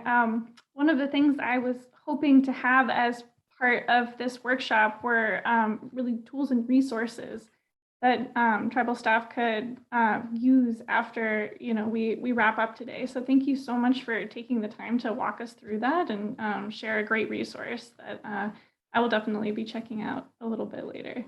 Thank you so much, Jess. Definitely, and I can share the a few of the resources that are available listed here with you. Great. Yeah, I'd love to share them. We can definitely email those out as part of our kind of follow up from the workshop. If you want to drop a couple in the chat so people can play around while we're on break, that's also great. Oh, yeah. All right. So it looks like we've got a question in the chat. The question is, have any others found a sensitivity with the term resilience? It was raised during our focus research groups. The tribes don't want to be forced to be resilient and change life ways. Oops, sorry. This is a long one. I'm trying to read it all the way through. Change life ways where they aren't responsible for the impact. I'm seeing here that there are things to do that increase resilience through sovereignty. And asserting sovereignty is a key issue. Securing water rights can be one of those ways. Good way to think about it. This was from Allison Warner. Allison, do you want to speak a little bit more about your kind of comment and question here? Yeah, sorry for the long That's okay. question. There's a lot of good stuff in there. It's just triggering all these memories of when we did this work. And I just remembered that that was an issue that was brought up, this concept of, oh, well, tribes are resilient and the tribe will be resilient. And that seemed to be kind of a trigger word for some folks, that there was a fear that that represents changing life ways, and the tribes are in a process of rediscovery a lot for their cultural practices, and then to see these change. And I felt like Chaz was kind of addressing that, and I really like the asserting sovereignty frame of thinking ways that will help mitigate that idea that there might have to be changes. Right. Well, I appreciate the question, Allison. It's a great question. And I have seen the word resilience be triggering, but I think it's more in the way that it's used by a person in context. I haven't heard any feedback that it was triggering in the way that we're doing and promoting tribes to be more resilient or be resilient, or to I think that if in stating that tribes are resilient in all regards, I don't think I would say that, but I think that there's a lot of opportunity for them to increase resilience and I don't necessarily think that's triggering. I haven't heard that. And if I am using words that are triggering, I certainly would want to know. But that I was just seeing that Aaron Shu's comment too, but that yeah, I think that being resilient in my mind is just something to aspire to, that we just don't want to be impacted unless we want to. We don't want to be forced to change unless we choose to. But if we do choose to, that's an aspect of resilience as well, right? That you should have the right to do whatever it is that you want to do, whatever it is that is your priority in response to anything, whether it be climate or someone purchasing land from your group. If you want to be able to sell land or sell resources, you should be able to have the right to do that if you're a sovereign tribal nation. So I haven't heard many people saying that it was triggering, but I've heard people say that it could be, but I haven't heard it in context. They're good conversations to be having. I think we've got another comment in the chat kind of talking a little bit more about that. So please take some time to scroll through the chat while we're on break. Tom, did you have something to add? Yeah, you know, this brings up, it's a higher level discussion. So it's not down in the weeds, literally, like, like our first presentation, which I find so useful. However, I think tribal councils and department directors rely on staff to have this perspective because they may not. They have a lot of other things to think about. So this presentation I thought was really good in making us aware that somebody's got to bring up this conversation, and functionally and appropriately it is tribal staff to tribal leaders. So it's our responsibility. Mhm. Thank you, Tom. Yeah, no, it's really important. I think that I think a lot of tribal leaders, the ones that I interact with, quite often they're thinking in terms of climate impacts on natural resources and really focus in on that, but they don't, you know, I know that they have the holistic perspective of that this affects all aspects of society, but I think that it needs to be highlighted over and over again that you can be more climate resilient by prospering economically, by increasing, you know, emphasizing tribal health and trying to improve tribal health in all aspects is super important. And then thinking about that connection to tribal sovereignty, I find that tribal leaders, that message connects with them almost ubiquitously. And so, yeah, I appreciate the comment, Tom. Thanks, Tom. It looks like we also have one last hand up, Linda.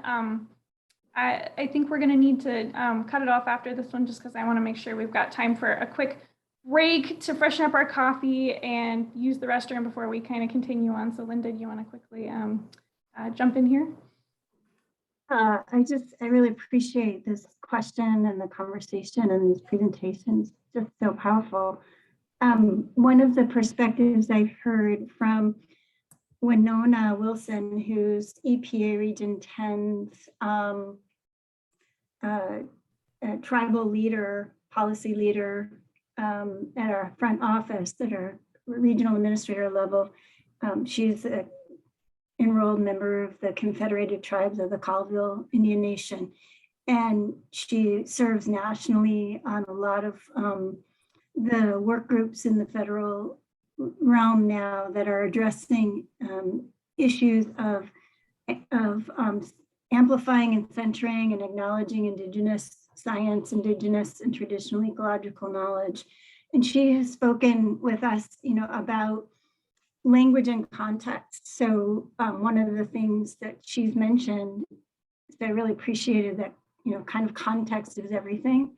That putting the burden on tribes to have to be resilient in the face of impacts on them, not good context.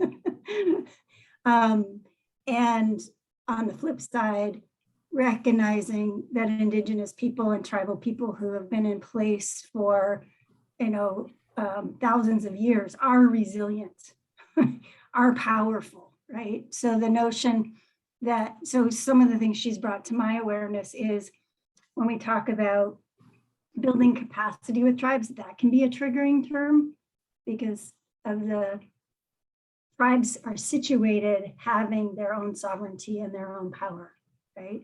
So there's a nuance here of how do we use language appropriately in acknowledging or recognizing tribal sovereignty and power. So I just wanted to say that.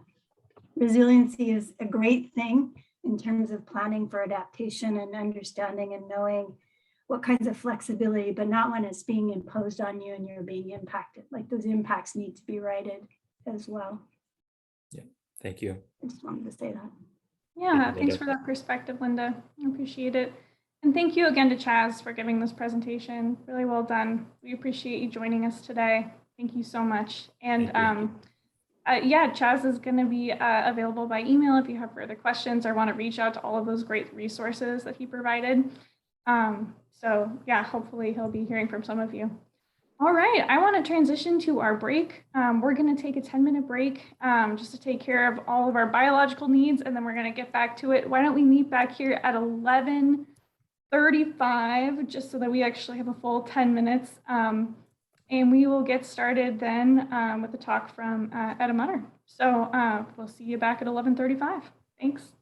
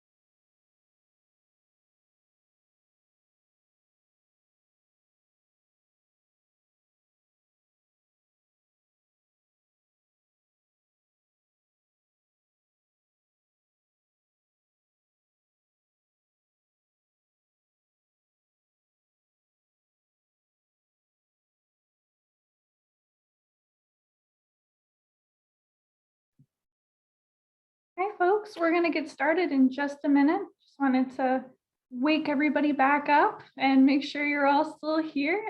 Hey, Etta, before we get started, I just wanted to, good morning, by the way. And I just wanted to check in and make sure that you have everything you need this morning. I think Jimmy's got your presentation ready to go. So Yeah, and I just say next slide and he's moving it. Sounds Perfect. good. Yep. Yeah, sounds great. awesome. Fabulous. Oh, it is such a pleasure to have you here this morning. For those of you listening in, one of the reasons we really wanted to invite Etta to join us, in addition to being a fabulous human being, is that the steering committee was really interested in having some perspective from folks who are working in Alaska, specifically because we're already experiencing a lot of the impacts of climate change way earlier than some of us are in the lower 48. And I think that there are a lot of lessons to be learned from those who are working further up north and are already experiencing a lot of the issues that are coming with climate change in the Arctic and subarctic regions. So we're really excited to have you here this morning to talk about your experiences and bring that geographic diversity and variation that we so crave. So thanks. So I'm going to jump in and introduce you this morning. So this is Etta Mutter, and she is the science director at the Yukon River Intertribal Watershed Council, which is located in Anchorage, Alaska. She received both her undergraduate and master's degrees from the University of Alaska Anchorage and her PhD from the University of Alaska Fairbanks. In her 9 years working with the Yukon River Intertribal Watershed Council, she's focused to enhance First Nation and tribes community-based water quality monitoring to measure contaminant concentrations in soil and water, and to evaluate chemical transport via hydrological pathways and seasonal changes in Arctic and subarctic environmental settings. And with that, Etta, I'm going to turn it over to you. Thanks again for being here with us. Great. Thank you so much for giving me the opportunity to present today on the Indigenous Observation Network, Climate Change and Impact to Water Resources. And just want to show, give you a little bit perspective. So the two pictures are pretty much the opposite. One on your left side are from the headwaters. It's the Kakos-Tagish in the Yukon Territory. And the picture to your right side is right from the close border from the Arctic Review up from Arctic Village. And with that, just going into the next slide, give you a little introduction to the organization I'm working, the Yukon River Intertribal Watershed Council. It is Indigenous grassroots organizations with 74 tribes and First Nations signatories bound by an international court to dedicate, to preserve and protect the Yukon River watershed. The organization was formed in 1997 by concerned tribal and First Nations leaders about impacts to the water quality in the watershed. The concerns rooted as many Alaskan tribes obtain their drinking water directly from the Yukon River and his tributaries. The next slide, we see a couple maps, and one map on the top is just giving you an idea about the scale of the watershed. And so it's the Yukon watershed in that gray bluish area is overlapped of the Alaskan map site as well as the lower 48. Overall, the Yukon River watershed is a scale twice the size of the state of California. And the watershed is the fourth largest draining basins in North America.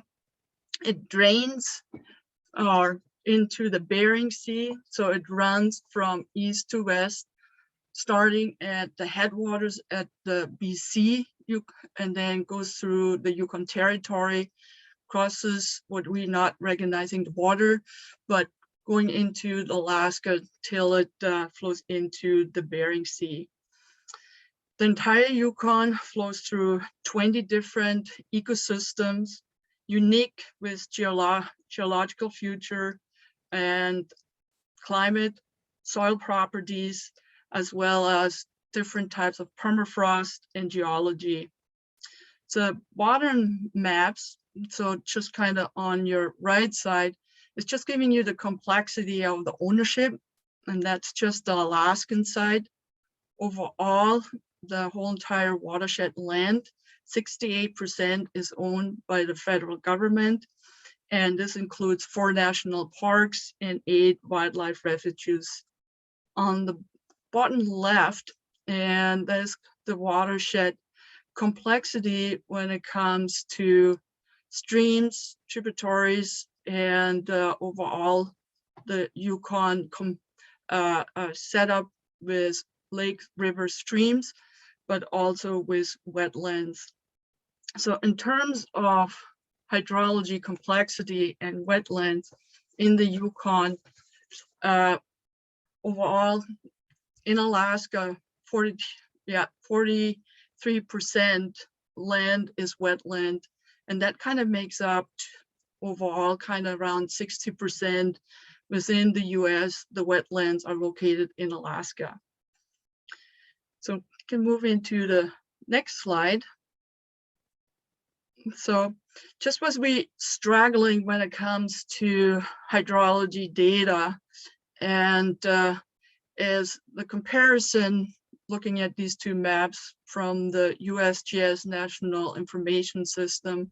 So all these tiny black dots illustrate in the lower 48 USGS gauging stations, whereas only very few really, when it comes to water quality, but also hydrology data, are available in Alaska. Overall, in Alaska, when we look at the Yukon River, we only have currently 4 gauging stations, and 3 of them are only giving us data that's read from water quality and discharge data, and only the pilot station, which is almost at the mouth of the Yukon, is there are water quality data and discharge data are collected.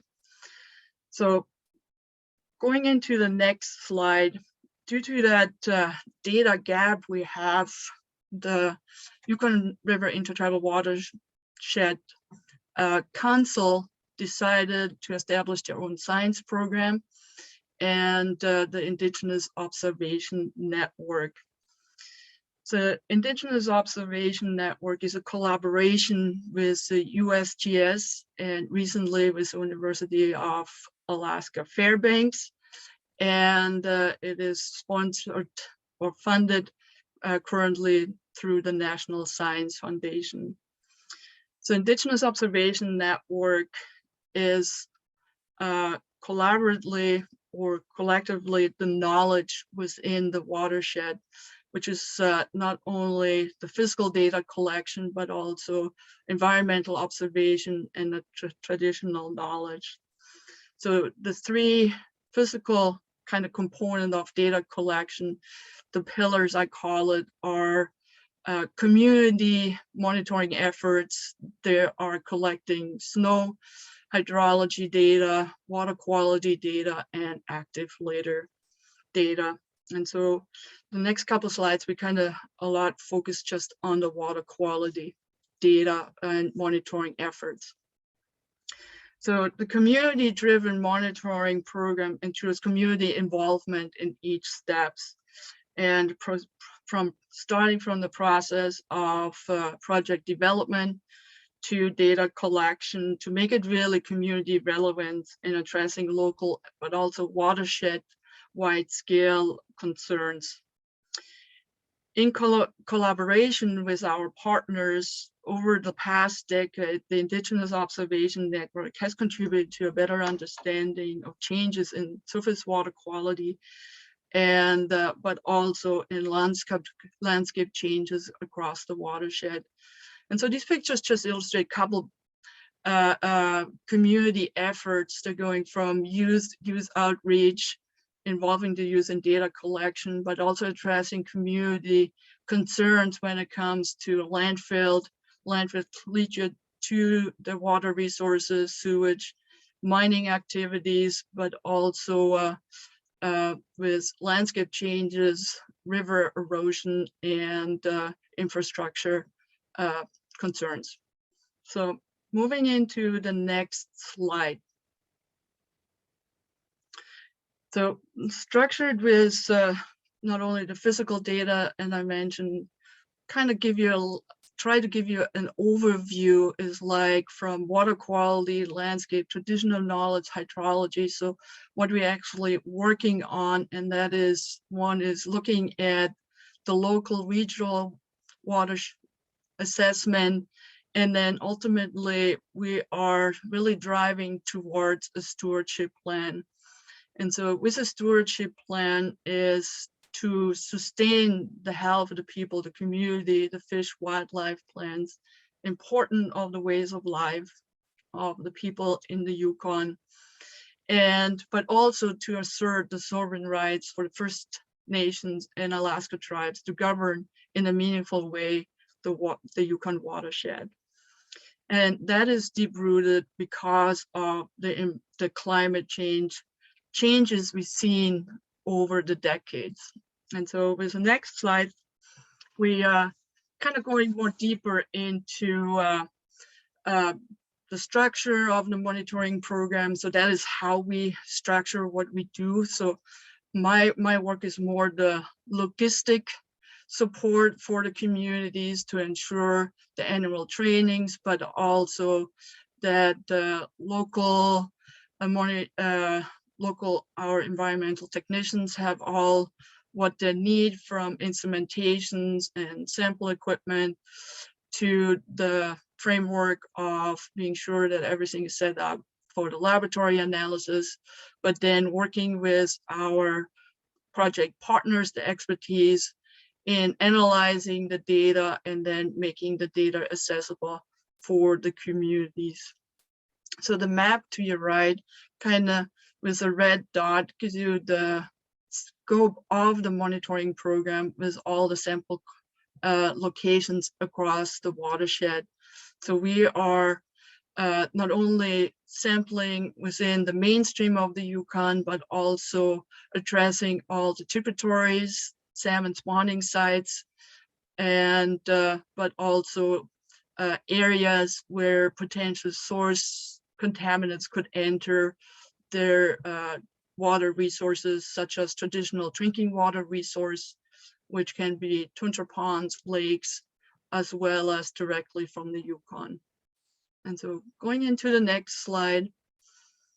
And so with the partnership, we are now having over 16 years of data, so we can really indulge into seeing trends. That means how water quality changed over time and can identify localized impacts. So overall, we collected over 2,000 samples during that time.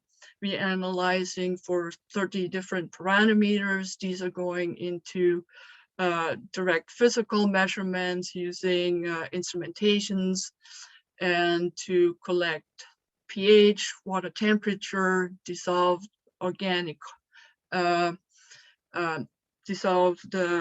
organic, but also oxygen content. We are looking into the kind of the basic scope of analysis with cation, anion, and then looking at carbon, like I said already, and isotope data, water isotope data. So these are kind of the baseline data, we call it, really to look internal, external threats to the water resources, looking at climate change through chemistry and see how things changing, but also how potentially wildfire, erosion, and flooding can impact water and water resources. So over 500 community members have been trained over the years and really developed that capacity across the watershed. And the Indigenous Observation Network really relies and is deep rooted within the communities.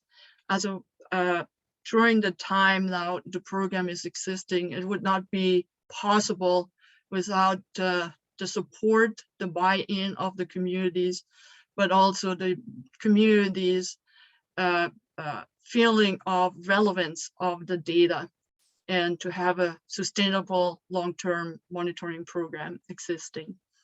So going into the next slide, and these are just a couple examples what we're working on, and just trend analysis over time. So manage that we're looking at properties or parameters indicating water chemistry, how to change over time, but also how to correlate and with the landscape changes. And over time in the watershed, we see an increase of riverbank erosion, and these are not increases like you see little kind of soil just trickling into the water. We're at the point where we have lands kind of major scale collapses in the rivers, was resulting in cubic tons of sediments going into the river, but also the landscape collapses that is further away from the river banks. And so it kind of results in the natural elements due to the soil and sediment influx increased over time. And so in the middle, that is just a graph. It's like all the lines going up. So it sees over time from 1980 to 2014. So that was the publications TWIG et al. In 2016, kind of shows that all these parameters increased. And but also we see in smaller, and that is just Sagnawikak is the river up north, seeing an increase of discharge. And that is, one is the contribution of more groundwater. And so with permafrost thawing, more hydrological pathways are opened up. So we see an increase of that groundwater exchange and into the river system. Going into the next slide. So with, and that is kind of deep rooted. The past 2 years, we had a salmon collapse on the Yukon. So going in further to look at water temperature, how water temperature changed over time. And combined with the USGS data and the Indigenous Observation Network data, I've done some analysis when it comes to water temperature. So we see with Nenana, that is a major tributary to the Yukon, but also the Yukon at Pilot Station at the mainstream, we see a slight increase of water temperature. And so these are the temperature across the whole entire year. So we go deeper into doing more seasonal analysis. But that kind of, with warmer water temperature, we also see a decrease of the dissolved oxygen. And that is one of a driver that really could cause additional stress to the salmon population. So with the next slide, we also looked at wildfire impacts, and that was just analysis I was doing and looking at our data, and kind of discovered that during the July-August 2009, we've seen this threefold increase of nitrate concentrations across the whole entire watershed. And that was even before my time. I worked for the watershed. And so I scratched my head and I was like, wow, has there been laboratories, some cross-contamination? Has been there something for how the data maybe was contaminated during shipping? And so going through this analysis, and it really from across the whole watershed, from the headwaters to the mouths, we've seen that increase. And indeed, in 2009, in July and August, we had major wildfire events across the entire watershed. And so we've seen that with an increase of nitrate concentration. I was a little bit skeptical first, but then in 2015, we had a major fire event in Tanana, and I done water analysis at the traditional drinking water. And so in that round, I also confirmed that we saw high concentration of nitrate within the drinking water during or after the fire event. So going into the next slide. So just mentioned before groundwater. And so one of the parameters we use is to see groundwater surface water interaction is not only the isotope data, but also the sulfate. And we can really from the fingerprint see distinct different tributaries from the mainstream Yukon, which is the mainstream Yukon or all the data collected within the 2 yellow line. And then you see the major tributaries such as the Stewart River over the Yukon Territory, and then the river systems like the smaller ones, the Envik, Andreaskis. So these are also some major salmon spawning sites. So we're delving deeper into natural assessing tributaries, but also the mainstream when it comes to groundwater and groundwater interaction. And that is something connected to salmon habitat sites. Groundwater in the summer is contributing to colder temperature, but groundwater in the winter is warmer and it contributes to more of these, what we call it, ice holes, that makes traveling on the rivers very unsafe.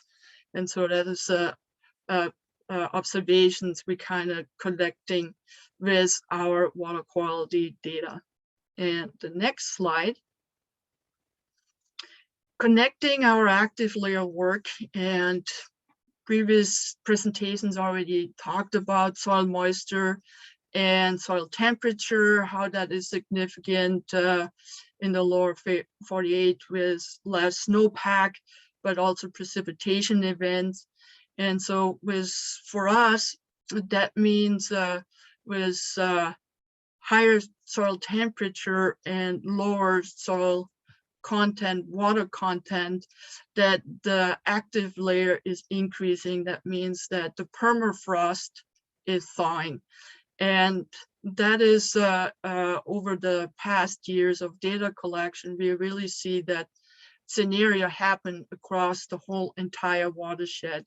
So we're really moving from areas where we had continuous permafrost, now discontinuous, and areas with discontinuous permafrost now more into a sporadic permafrost region. So we see also that connection between our water quality data and the active layer, how certain events like snowmelt event or higher precipitation event really translate that soil moisture is increasing, but an increase of the soil moisture also and we use the parameter here with our chlorine, is like you see that really increase of that parameters in the river system. So there is that from the terrestrial and the I would say river dynamic, that you see really that connection, but also how it translates when it comes to wetland. And like I said, a major land cover in the watershed is wetland. And with permafrost thaw, we will see the changes in the wetland. So more wetlands are starting to dry out, and that is kind of changing in vegetation, but also will change again that whole exchange between groundwater and surface water interaction. And with that, kind of going into the next slide, and which I just want to acknowledge our project partners, but also quote one of our Yukon watershed elder who said, climate change needs to be viewed on the scale of decades, It's the children and the children that will experience these changes. And with that, I thank you for giving me the opportunity to present on the Indigenous Observation Network. Excellent. Thank you so much, Etta. That was great. Mhm. Kelsey just had to step out for a second. No Does anybody problem. have any questions for Etta or anything else about the presentation that we can go through? We've got some time for a few questions. I just wanted to comment, thank you so much. That was an exceptional presentation. The fact that you trained 300 community citizens to participate in the data collection, that is right on. That's what it's all about. I love that. Thank you. Thank you. Like I said, there's a lot of partners, but over time, and I think that's it's always, and you all work with community members, there's always a lot of transition, but I think deep-rooted the understanding of program that is relevant in addressing the concerns really allows us to have a sustainable monitoring program.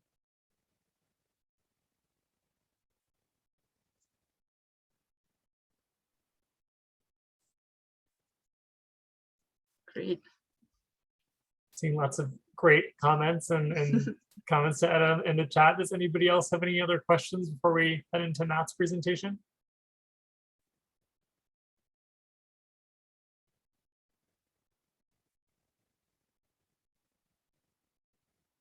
Okay, well, thank you so much again, Etta. We really appreciated you giving your talk today. Thank We're you. gonna now, you bet, we're gonna now turn it over to Matt Bearwald. Matt is the environmental policy analyst for the Snoqualmie Indian Tribe in Western Washington State. He joined the tribe's water program in the Environmental and Natural Resources Department in 2008. And he holds a BS in Conservation Biology and a certificate in Wetland Science and Management from the University of Washington, as well as a BA in Philosophy from the College of Charleston. Matt represents the tribe by engaging in and bringing scientific understanding to local and regional environmental policy issues, while also working to implement restoration, protection, and research projects. All right, I'll turn it over to Matt. Thank you.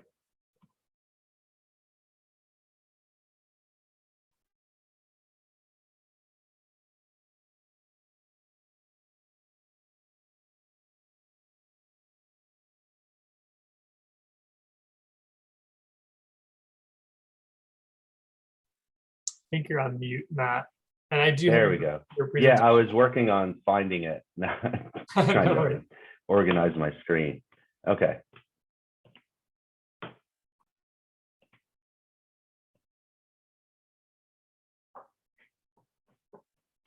There we go. Does that look okay? My audio okay? Yes, looks great. Sounds great. If my headset runs out and my audio gets funny, just let me know. So thanks for the intro. You already heard that I'm Matt Bearwald with Snoqualmie Tribe. This is a presentation I put together, kind of a grab bag of slides from other presentations. I'm calling it Using Climate Predictions to Increase Snoqualmie Watershed Resilience. And I've organized it into 4 parts. So we'll talk about, it's a little bit modeling heavy at the beginning, but then gets a little less technical toward the end. So and there's a lot there, so I'm going to go fast. And so if I lose you a little bit with some of the technical modeling stuff, also I'm not a modeler, just bear with me. So we'll talk about DHSVM, RBM first, then a different model, the Velma model. Then I'll talk about the Upper Snoqualmie Resilient River Corridor Management Plan, and wrap it up with summary and conclusion. So this is part 1. This section we can call water temperature, flow, and Chinook salmon responses to climate change and riparian restoration in the Snoqualmie River, and canopy gaps. So this was borrowed from a previous presentation. There's some of my collaborators. So this is, for this effort, using DHSVM RBM, which I'll explain a little bit more about later. This is sort of a visual representation of the models that we used and the comparisons that we made or explored for examining how Chinook salmon may respond to climate change and riparian restoration. So we took our ensemble of global climate simulations, sort of ran a comparison between historical and anticipated future conditions. We looked at, we kind of ran those through different habitat management scenarios. So thinking about how riparian habitat in particular could be managed in the future based on what's there now and improvements that could be made, or even degradation that could happen. And then we looked at how those things affected river flow and water temperature. Then we paired that up with another model that looked at salmon and salmon response, looking through a number of different life history factors. So we used outputs from 10 global circulation models, or GCMs, downscaled to produce regional projections of air temperature and precipitation. You might call these our climate scenarios. And the GCMs we used were shown in other work to work well in representing the Pacific Northwest. So our 10 GCMs were used to force DHSVM RVM, which is the distributed hydrology soil vegetation model, which predicted flow and water temperature for each stream reach every 3 hours. And we had over 900 stream reaches for the whole system. DHSVM RBM couples a physics-based hydrologic model and a vector-based semi-Lagrangian water temperature model, that's the river basin model, RBM, to produce spatially distributed simulations of stream flow and water temperature at a time step of 3 hours over the stream networks composed of river segments ranging in length from hundreds to 1,000s of meters. And so you need a lot of different inputs to model radiation fluxes with this model. One of our useful data products to contribute to that are this channel width map and riparian buffer width map. And so these are based on state survey data, aerial imagery, and a little bit of field survey ground truthing. So one of the key concepts of our project was comparing future to historic conditions. Our modeling predicts that absent other interventions and largely due to climate change, peak temperatures will be quite a bit warmer in the Snoqualmie, regularly approaching and even exceeding 30 degrees C. And peak flows are predicted to be somewhat greater magnitude as well, and low summer flows will likely decrease slightly. So here's another way of looking at how those climate change effects are predicted to play out seasonally and spatially in the Snoqualmie. As to stream flow, variability was greatest across the 10 GCMs during winter, and it was variable least during summer. So in other words, flow may or may not increase during winter, but the models are in agreement that it will remain the same or be slightly lower during summer. So future flows were projected to increase the most during winter everywhere in the basin, increased the most in fall in the lower main stem and spring in the headwater reaches, and to decrease the most during summer, especially in the main stem. And so as to temperature, you can see that things are expected to warm across all seasons and this part of the graphs, with the greatest magnitude of warming in summer. And so on this last point though, there was some uncertainty across GCMs.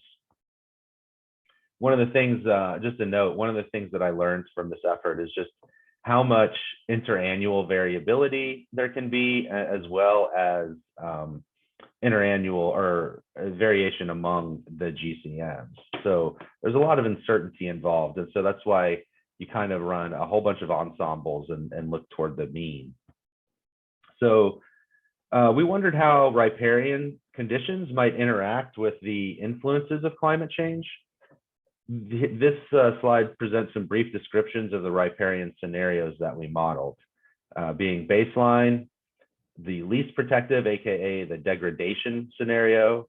We had a partial restoration scenario, and then a full restoration scenario. So this shows the effect of the land or on the land of the riparian scenarios. So this is baseline. So that's like the riparian widths that are existing now.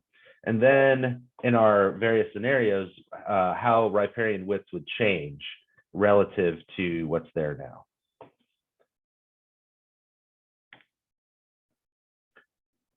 And these graphs show the baseline climate effect and over here. And then the effect of riparian restoration or degradation relative to the baseline riparian condition in a future warmer climate. So showing that the full restoration effect, or the effect of the full restoration here, is really quite similar to the magnitude of the effect from what we were calling partial restoration. So as to the individual-based fish model, in a warmer future, fish populations are predicted to experience range reductions, phenology shifts, changes in food webs, and altered physiological processes, growth, and survival. To help improve understanding of natural spatiotemporal patterns of habitat and how human activities have modified these patterns, how climate-induced changes may impact fish populations, and what conservation strategies are most likely to maintain robust fish populations into the future. That's why we couple DHS-VM-RVM with an individual fish-based model.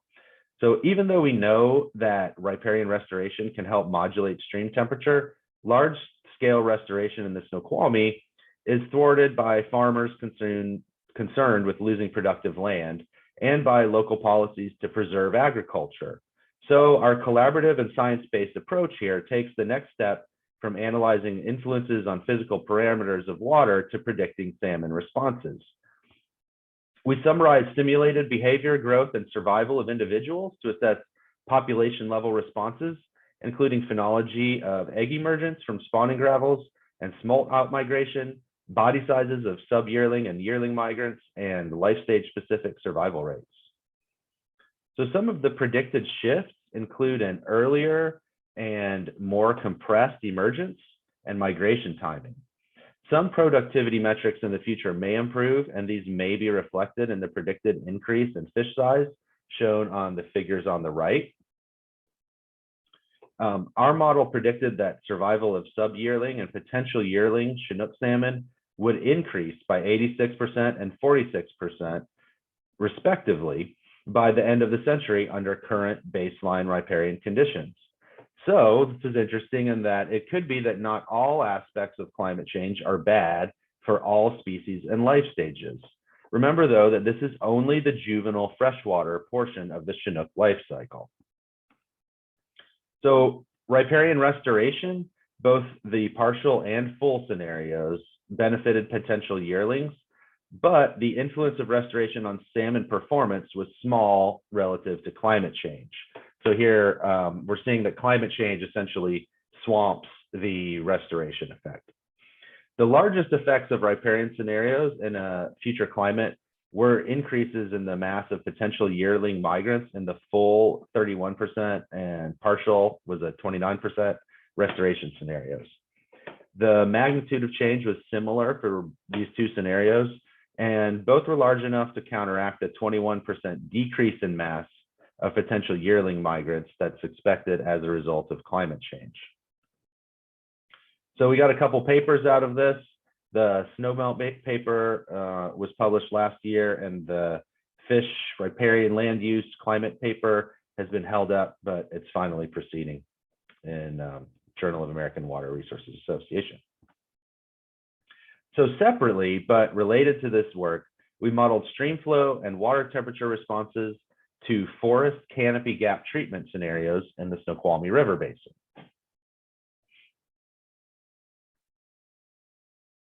So here we use DHS-VM-RBM again, and this time we compared predicted stream temperatures both with and without the influence of snowmelt. This experiment showed that in August, snowmelt was still decreasing temperatures in the anadromous zone of the Snoqualmie. In July, the effect extended to well below the Tolt River. Let's see, down here. So snowmelt doesn't just support stream flow, but it's actually helping to cool the river, at least when there's snow to melt. But Snoqualmie snowpack is predicted to decrease substantially. So this is the future snowpack prediction. Here's our historic. And the water is already warm. The river already exceeds water quality standards for temperature for significant portions of the year. This is historic. And this is your sort of exceedances line. And this is expected to increase in the future. So in the future, even a larger amount of time.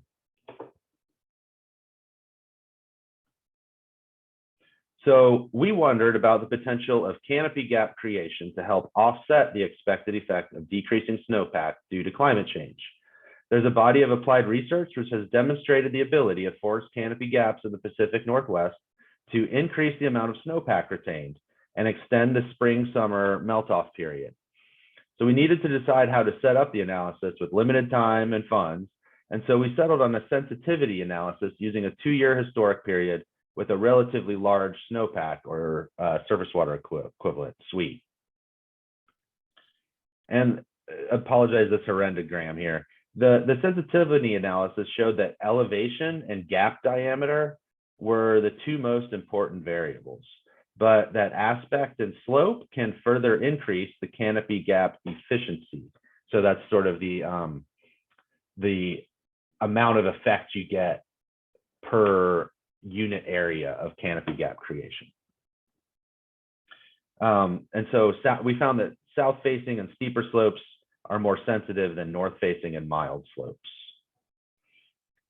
And we also knew that we had to be cognizant of at least some of the real world limitations that exist on the landscape, like the presence of the Alpine Lakes wilderness, which entails management restrictions on the activities that can occur there, federal restrictions. And so we ended up testing 4 canopy gap scenarios.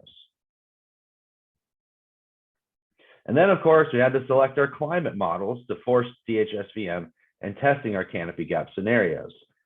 Previously, we used 10. This time, we settled on 3. They were narrowed down from those 10. These were sort of, we took a best case, worst case, and median case scenario, if you want to call them like that.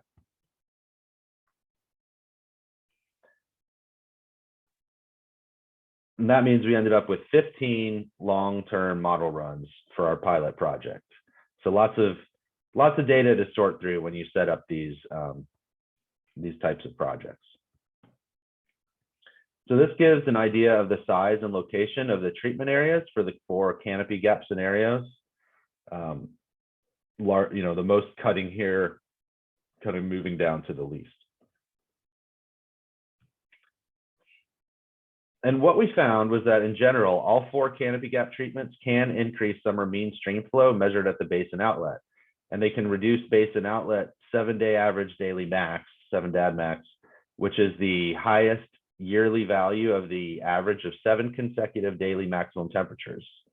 However, the treatment benefits vary by treated locations and climatology. And we found that in general, larger treatment area results in greater effect on stream flow and temperature. So the more cutting, the more effect, somewhat intuitive. Excuse me. For flow results, as I mentioned, the scenarios with more gap creation had the greater overall effect. That ranged from about a 2% to a 12% increase in summer flow measured at the basin outlet. And the effect may decrease over time as the climate may continue to warm. For temperature, the treatment showed a small potential decrease in temperature. So this is degree C, fairly small effect. This is a citation for this work. It was a white paper. So to sum with this, riparian restoration can partly, but not completely, offset the expected increases to water temperature caused by climate change. And partial restoration has almost as much benefit as full restoration. So this is a really important point when we're thinking about our ecosystem recovery and management goals, our ability to secure funding and implement projects, and also negotiate with landowners where we can demonstrate the effectiveness of improved riparian management in protecting and improving watershed habitat conditions. There is the caveat that degradation can be expected to counteract protection, emphasizing the importance of protecting existing functions. And also, the uplands matter too. They influence conditions in the lower watershed. Basin scale management of land cover combined with riparian restoration has synergistic potential to offer stream flow and temperature benefits to stream systems. So these are the types of things we believe we need to be thinking about when we think about increasing resilience. Of course, have to get the acknowledgements in. This is a pretty large body of work, and we had a lot of collaborators. This work was primarily supported by a Bureau of Indian Affairs tribal resiliency grant, also a small Washington ecology grant. So this is part 2. This project is called Modeling Riparian and Floodplain Restoration for Salmon Recovery in the Tolt River Watershed. It was a collaboration with US EPA, in particular Bob McCain, based out of Corvallis. VELMA was developed by EPA. It's an acronym for Visualizing Ecosystem Land Management Assessments.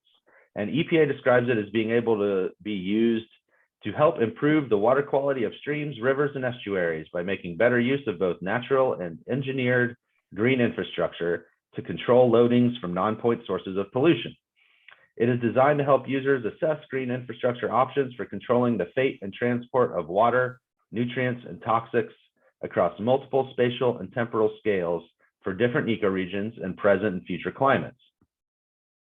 We also use EPA's Penumbra model for this effort and combine the analysis of these results of the 2 models to help identify floodplain and upper watershed best management practices for improving floodplain salmon habitat quality, especially regarding cooler water, increased summer low flows, and decreased peak flows during periods of salmon spawning and rearing. So this very much aligns with the work I just shared. This is a map of the Tolt watershed showing various ownership categories in the focus study area. The Tolt is a very important tributary to the Snoqualmie River and has in turn been historically an important area for the Snoqualmie tribe. I have to say that the data in this report is preliminary and still being finalized, so not for wide sharing, but informative purposes here, totally fine. It's in process of being finalized now. So the first question we aim to answer through this project was, how well does current riparian tree cover shade floodplain habitats, and how might future floodplain shading improve once recently planted tree seedlings reach maturity? For this study, the Velma and Penumbra models were coupled to simulate daily stream flow and tree height growth of forest vegetation, that was Velma, and shading and stream temperature within the lower Tolt floodplain, and that's Penumbra. This is just a map of our study area. The floodplain simulation boundary encompassed the tribe's tree planting project on the south and north sides of the lower Tolt River, shown in the slide here, and extended northward to the boundary formed by the replacement setback levee. That was part of a large prior restoration project. The modeled floodplain riparian management scenarios included the following. There's scenario A, which simulates effects of present day. Was 2009 data pre-planting tree cover on riparian zone shading.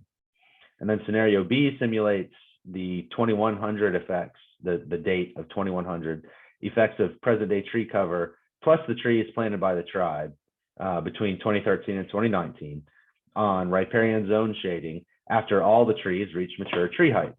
And then there was a third scenario not shown here, which simulates the 2100 year effects of present day tree cover plus trees planted by the tribe. Simulates a hypothetical 100% loss of riparian forest covered by clear cutting. That's scenario C that's not depicted. So the takeaways from this portion include that Penumbra simulations predicted that the Snoqualmie tribe's Tolt River floodplain riparian tree planting project has the potential at maturity, year 2100, to increase future August shading of riparian soils and groundwater within those soils by up to 44%. Projected future gains in direct shading of the lower Tolt River main stem are minimal. So another question we asked of Velma/Penumbra, what are the effects of current and projected future floodplain shading on Tolt River floodplain water temperatures? We found that the model worked reasonable well compared to observed data, and we found that our riparian planning strategy can be expected to be effective. But one really interesting point was that the cooling benefits of riparian forest shading of soils and groundwater runoff can potentially be more important to floodplain salmon habitat quality than direct on-river shading. So shading the riparian area could be even more important than putting shade on the river. Modeled groundwater fed off-channel cold water refuge temperatures in the Tolt in August were between 2 to 6 degrees C cooler than nearby lower Tolt River main stem temperatures. So this is just a visualization of some of those results where we are modeling the water temperatures in this complex surface water network that discharges down here toward the mouth of the Tolt.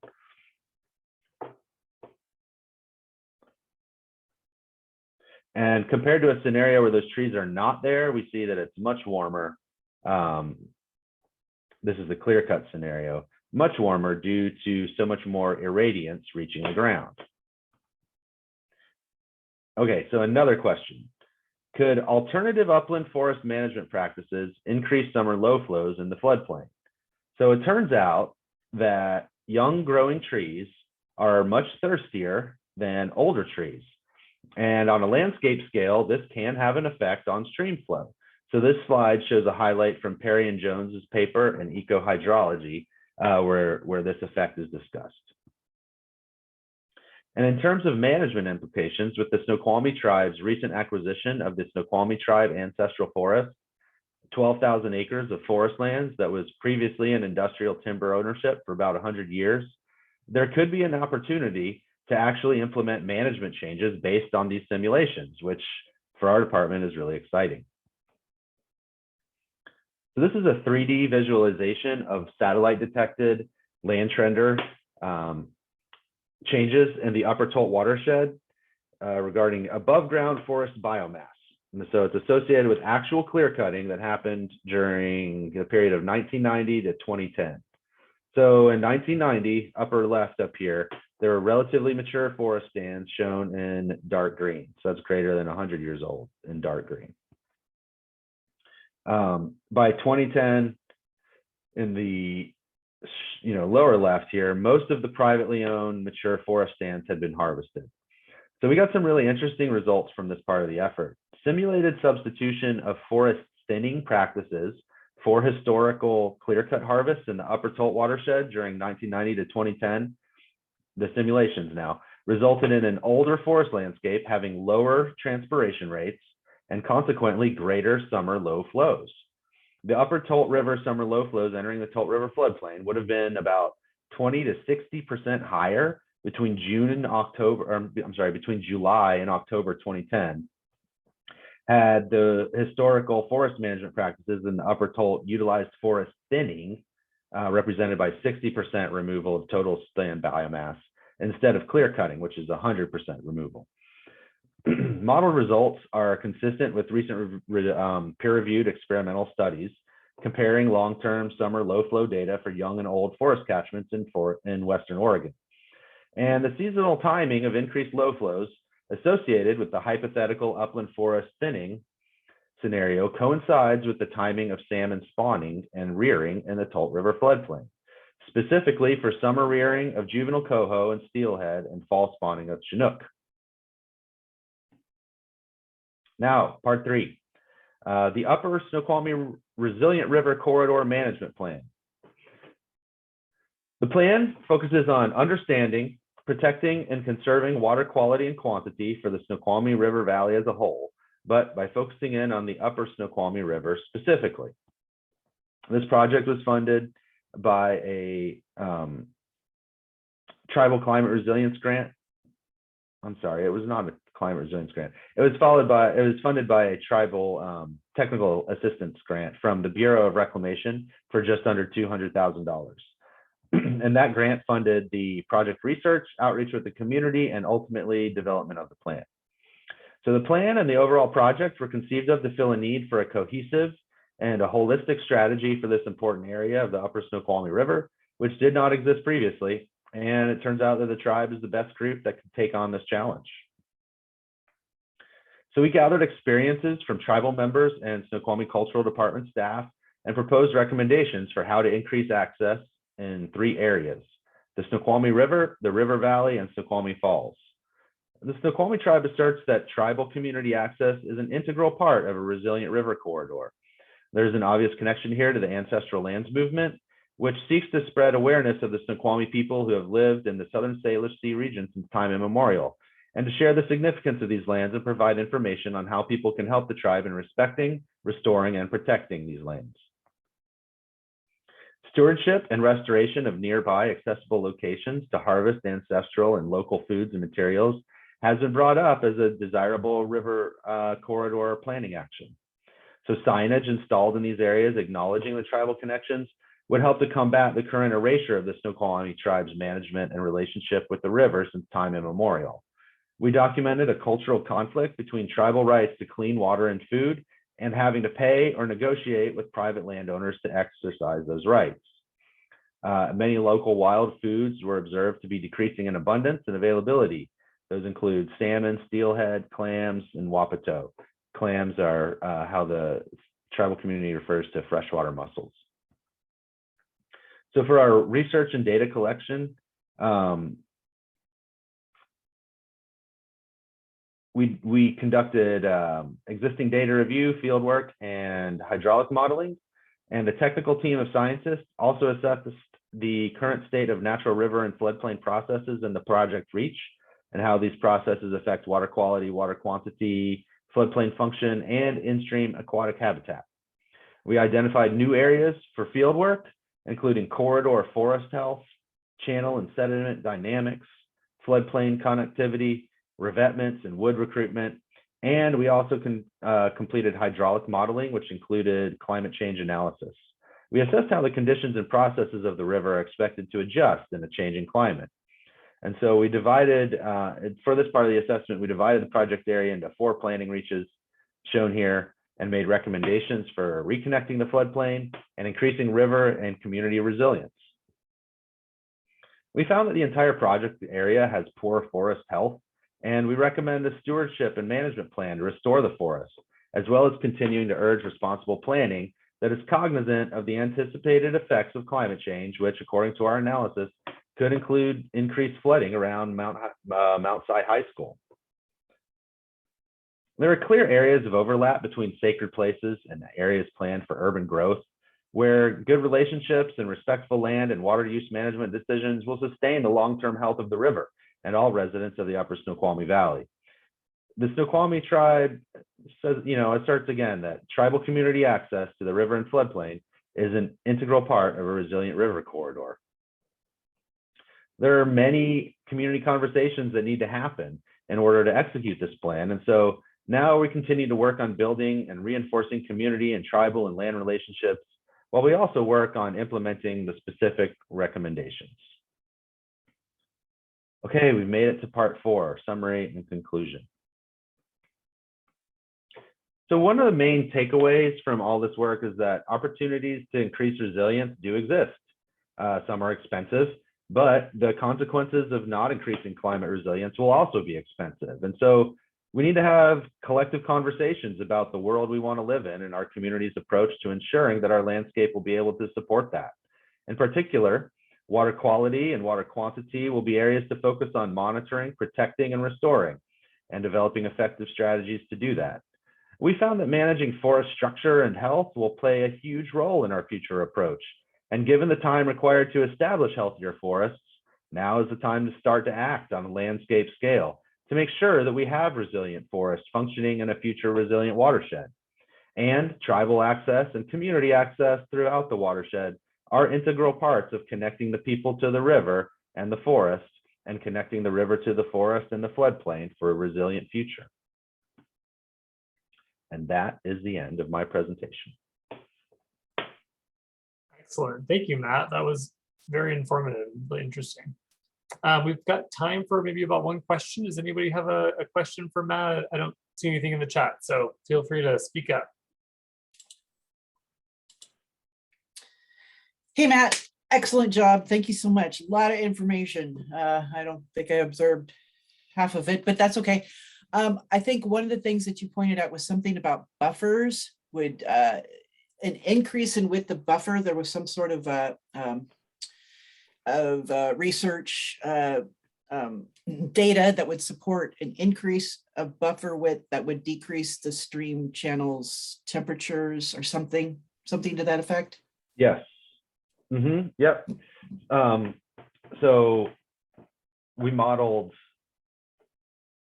a sort of different scenarios of riparian condition under climate change conditions, and to see how much of an effect, if any, riparian restoration could have in, I hate to use the word buffer again, but in buffering the effects of climate change or in reducing the effects of climate change. And so we modeled sort of existing conditions, like what happens in the Snoqualmie if we do nothing, right? We do no more riparian restoration and just go with what we have.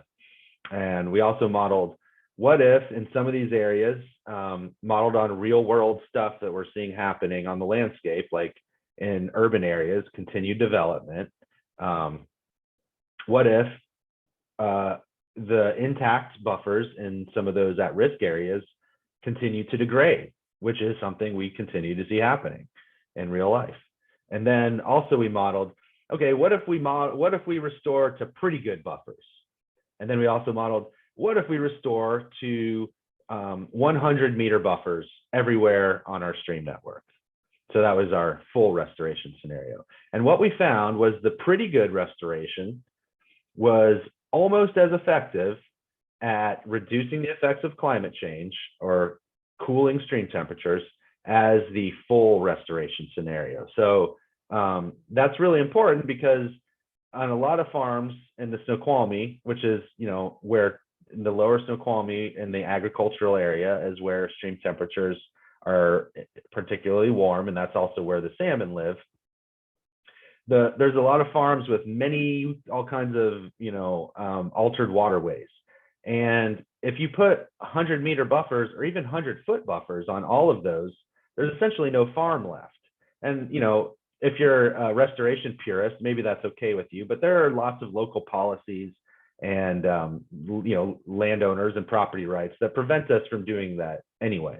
And so we're trying to sort of thread the needle of what we can do and what's going to be most effective. And what we found is that if that seems like to me a really compelling story to say, hey farmers, look, if we can just do this pretty good restoration, we do almost as much good as if we do restore the entire valley. So and so maybe there's something that we can work with. That's essentially what we're trying to do, is to find the things that everyone can live with. Awesome. And I see a comment from Linda just asking if Matt, if you might be willing to share those papers and management plans with the TWIG. Yeah, you bet. There's just the one published paper so far. It's the snowmelt paper, probably the least applicable directly to the TWIG. The corridor management plan is done, but we're kind of continuing to massage it and improve it. It's almost ready to be finally published, and I can definitely release that when it's ready. And then the other JAWRA papers, it'll be published at some time. They've had that thing forever. Awesome. All right. Well, sorry, Allison, you have one question? Yeah, good work. Thank you. Thanks, Joe. I just had a quick comment. This your snowmelt study kind of reminded me, there was a presentation that I saw actually by I can't think of the name of the organization, but it's an organization that actually is monitoring birds across our region. And they have active netting of birds. And one of the projects they have is actually up on a watershed. I think it's actually a watershed to the Columbia, but in the high watershed, birds in the summer go up there to molt because it's cool. And this was years ago at like the 2010 conference for SCR Northwest, the Wildlife Society. They were talking about their monitoring this because there is a concern that there will be fewer of these mountain meadows that are cool for them to do this, because that's where they go to do it. So that's an interesting synergy there. Yeah. Yeah, there's so many phenological shifts that we can expect to see as those types of things change. And it's hard to wrap one's mind around how those are all going to interact, I feel. But yeah, it was really interesting to see if through the fish when we coupled up that fish model and started to think about how the changes may not be all bad for every species and life stage at all times. Like warmer water through in the winter was good for baby Chinook in our model because of increased growth and feed availability. So just, there's a lot of confounding factors, but of course, like I think I mentioned in the talk, that doesn't take into account all the other things that may, a warmer winter may affect adult life history and what's happening in the oceans. So,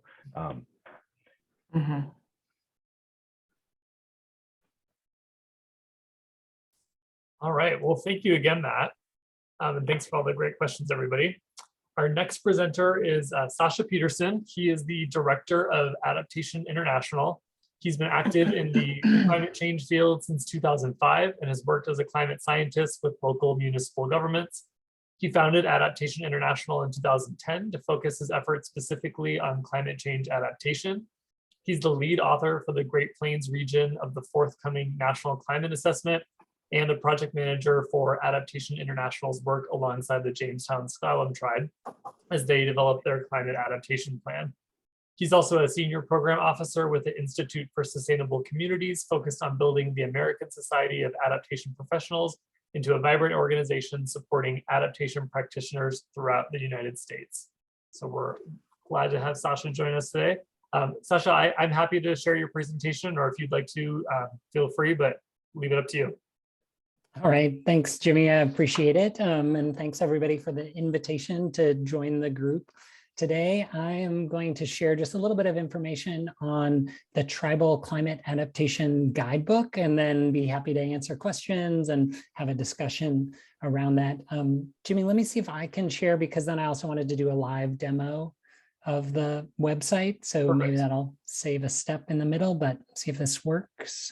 Yeah, oh, it's great. Does that look okay? All right, great. So as Jimmy said, I'm Sasha Peterson, Director of Adaptation International, and I'm grateful to have had the opportunity to work with a couple of dozen tribes and indigenous communities on their resilience efforts across the country, and then also do some field building work, kind of thinking strategically about how do we continue to support tribal resilience efforts across the country. And one way that we've been able to do that is through a partnership with Oregon State University and the Oregon Climate Change Research Institute, as well as a national group of tribal advisors to develop the Tribal Climate Adaptation Guidebook. You may have come across this right now. It's a PDF document, and I'll give you a glimpse into it, and you can find it online. But it was developed and released in late 2018. And it draws on a lot of the experiences that tribes have had in dealing with climate change and taking actions to build resilience, kind of like the last presenter talked about, kind of navigating this complex interconnected ecosystem world and finding solutions that are both culturally relevant and appropriate, and also fit with the landscape and the needs of the community. So the Tribal Adaptation Guidebook did I think a really good job in two ways. So you can see this medicine wheel graphic here on this figure. That's kind of the organizing principle for the guidebook. It shows the general path that most tribal communities take in building resilience and kind of the pathway of an adaptation planning process. So it starts with centering the resilience or adaptation planning process within the tribe's ongoing efforts. What are projects and efforts that the tribe is doing that climate change preparedness can fit into. Then step 2 is identifying concerns and gathering information. Step 3 is assessing vulnerability of those particular concerns or species, such as the salmon species that we just talked about. Step 4 is planning for action. And then step 5 is implementing and monitoring those actions. So this framework is generally similar to a Western adaptation planning framework, but maybe has a more specific acknowledgement about tribal perspectives. One of the cool things that the guidebook does is really explicitly think about and talk about the importance of multiple ways of knowing and how tribes in different parts of the country have incorporated local and traditional knowledges or chosen not to incorporate traditional knowledges into their adaptation planning process. So just acknowledging, that can feed into anything from the scoping of the project to developing effective and culturally appropriate adaptation actions. The guidebook currently has a number of features here. Might be a little small to read, but if you check out that URL link there or just Google Tribal Climate Adaptation Guidebook, it'll come up, but has checklists. So for each of the activities, it has a checklist of things that the community should consider including. It has checkpoints, which are highlight places in the adaptation planning process where tribes have really looked at traditional knowledges and incorporating those into their process. Their particular points of community engagement, like, hey, here's a great way to engage the community in identifying concerns or in developing actions. It also highlights checkpoints for documentation, where if you can compile and summarize the results of your vulnerability assessment as you're going, then it makes it easier to compile your full adaptation plan.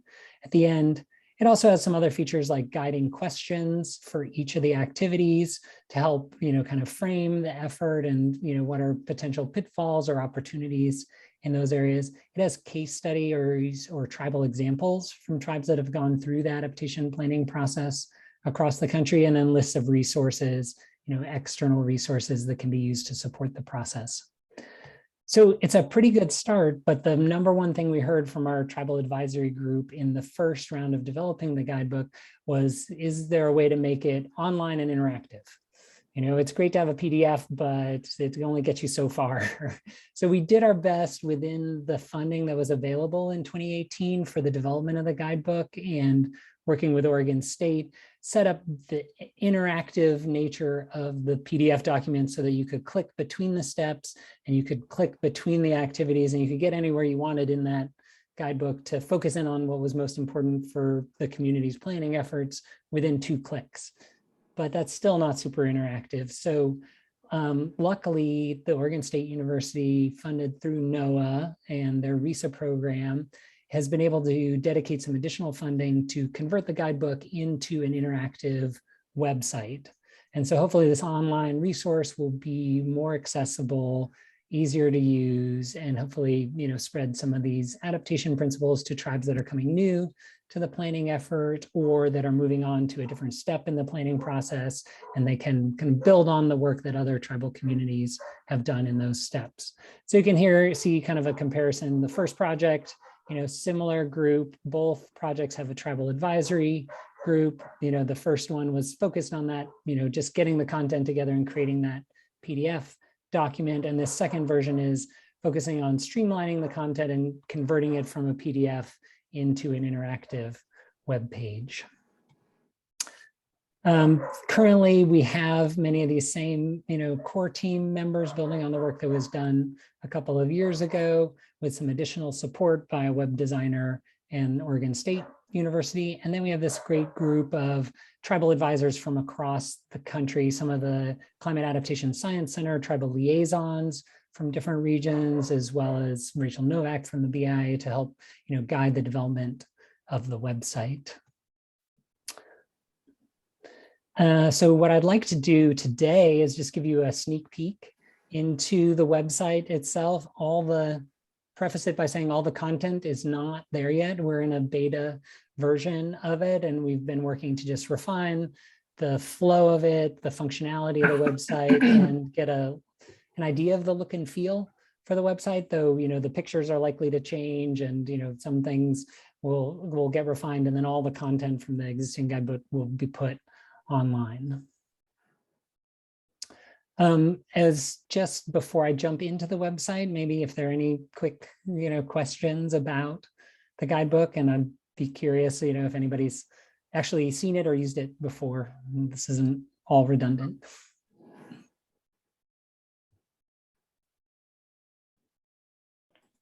New to me. Great. Haven't seen it. All right. Well, good. Well, we're broadening the circle, maybe, hopefully making it more accessible and easier to use. So here's a sneak peek into the guidebook website itself. You can see that medicine wheel feature is again prominent, and you can click on these different sections of the medicine wheel to navigate to those portions of the website. You can see also there are a number of those key aspects of the guidebook are reflected here in the website. So there's a section on the importance of traditional knowledges and relying on the guidelines for incorporating traditional knowledges into climate change projects, lists of resources, and tribal examples. And then you can navigate through the website either by using this interactive medicine wheel here, or going back to the guidebook menu, and you can click on a particular step. And let me move my Zoom window out of the way, but click on a particular step and move to an individual activity. So this is, kind of an overarching step of the process, describes what that step is. You can see, be able to download the checklist for that individual activity, and then it shows a list of the activities within that step. And as you scroll down, it'll highlight a couple of tribal examples from communities that have worked in that area or have a particular approach that they can share and highlight. And then talks about the individual activity itself, in this case, assembling the climate change planning team, why you would do that. Most activities have a quote from a tribe that's participated in that activity. You can see here again, highlighting the guiding questions for that particular activity and use of traditional knowledges. And then what's turned out to be actually a non-trivial task is breaking the guidebook down into chunks that are manageable and easy to read in a web format. So, there's an introduction to that activity, and then there are these, accordions that describes each particular, component of each activity, and where appropriate would provide, a tribal example of how that one tribe has chosen to address that particular activity, or sometimes there'll be more than one example.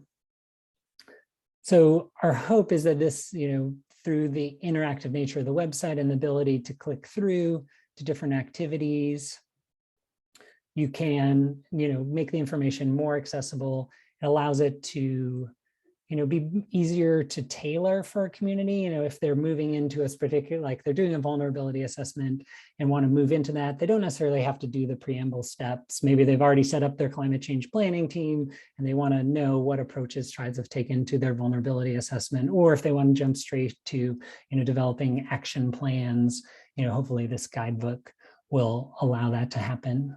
You can see also that we're building out that set of tribal examples, because there are really so many great ways that communities have chosen to address some of their climate concerns. And, while this is not complete, you can see the concept here that all of the tribes that are talked about in the guidebook or referenced in the guidebooks would have their own kind of landing page that shares a little bit about the tribe and creates links to their adaptation plan or other resources that are available publicly for that tribe. All right, so that was a whirlwind tour. I will pause and see if there are questions or comments about the guidebook.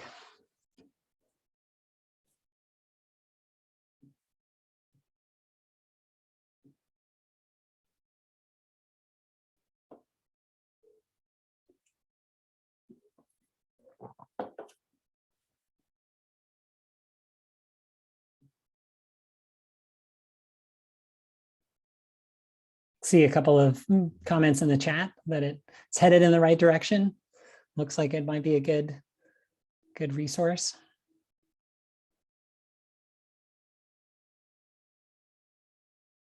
And I appreciate the confirmation in the chat that it's, should be easy to navigate. That's definitely something we've spent a lot of time working on, is how do we create different ways of navigating through the website so that people don't get lost and can find the information that they want as easily as possible.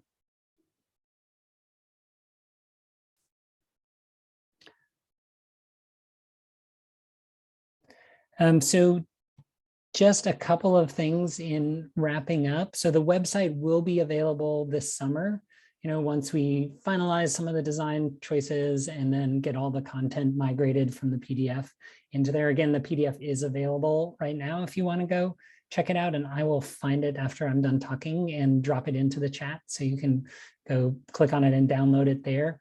We are looking for photos to augment the website. So these need to be high resolution images and we have to have the permissions to be able to use them. But if there is something that comes to mind, if you have photos or an Indigenous photographer who does great work and would be potentially willing to share those images, it will just add to the visual richness of the website. And then I would love this group's help, as it comes out and becomes available in, sharing it broadly with all of your colleagues and just making sure that communities that you work with or work for know that this resource is available. I sort of see the website as version 1.5 of the ongoing update process, and hopefully it can continue to be kind of that living repository of tribal case studies and examples, and they could be added over time, or the flow of some of these steps could be refined as we continue to get experience with adaptation planning and resilience efforts, and this guide can link to some of the other resources that are out there and available.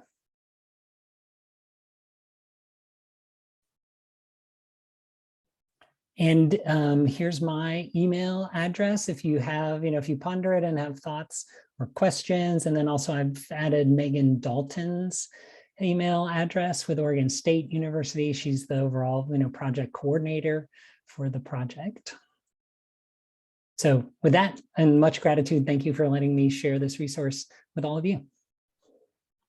Thank you, Sasha. That was really great. We really appreciated you giving your presentation today. Any other last minute questions for Sasha or any other presenters today?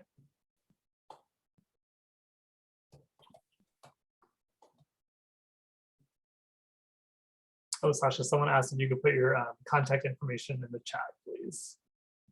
Thanks. Yes, no problem. Cool. Okay, well, I'm going to stop our recording.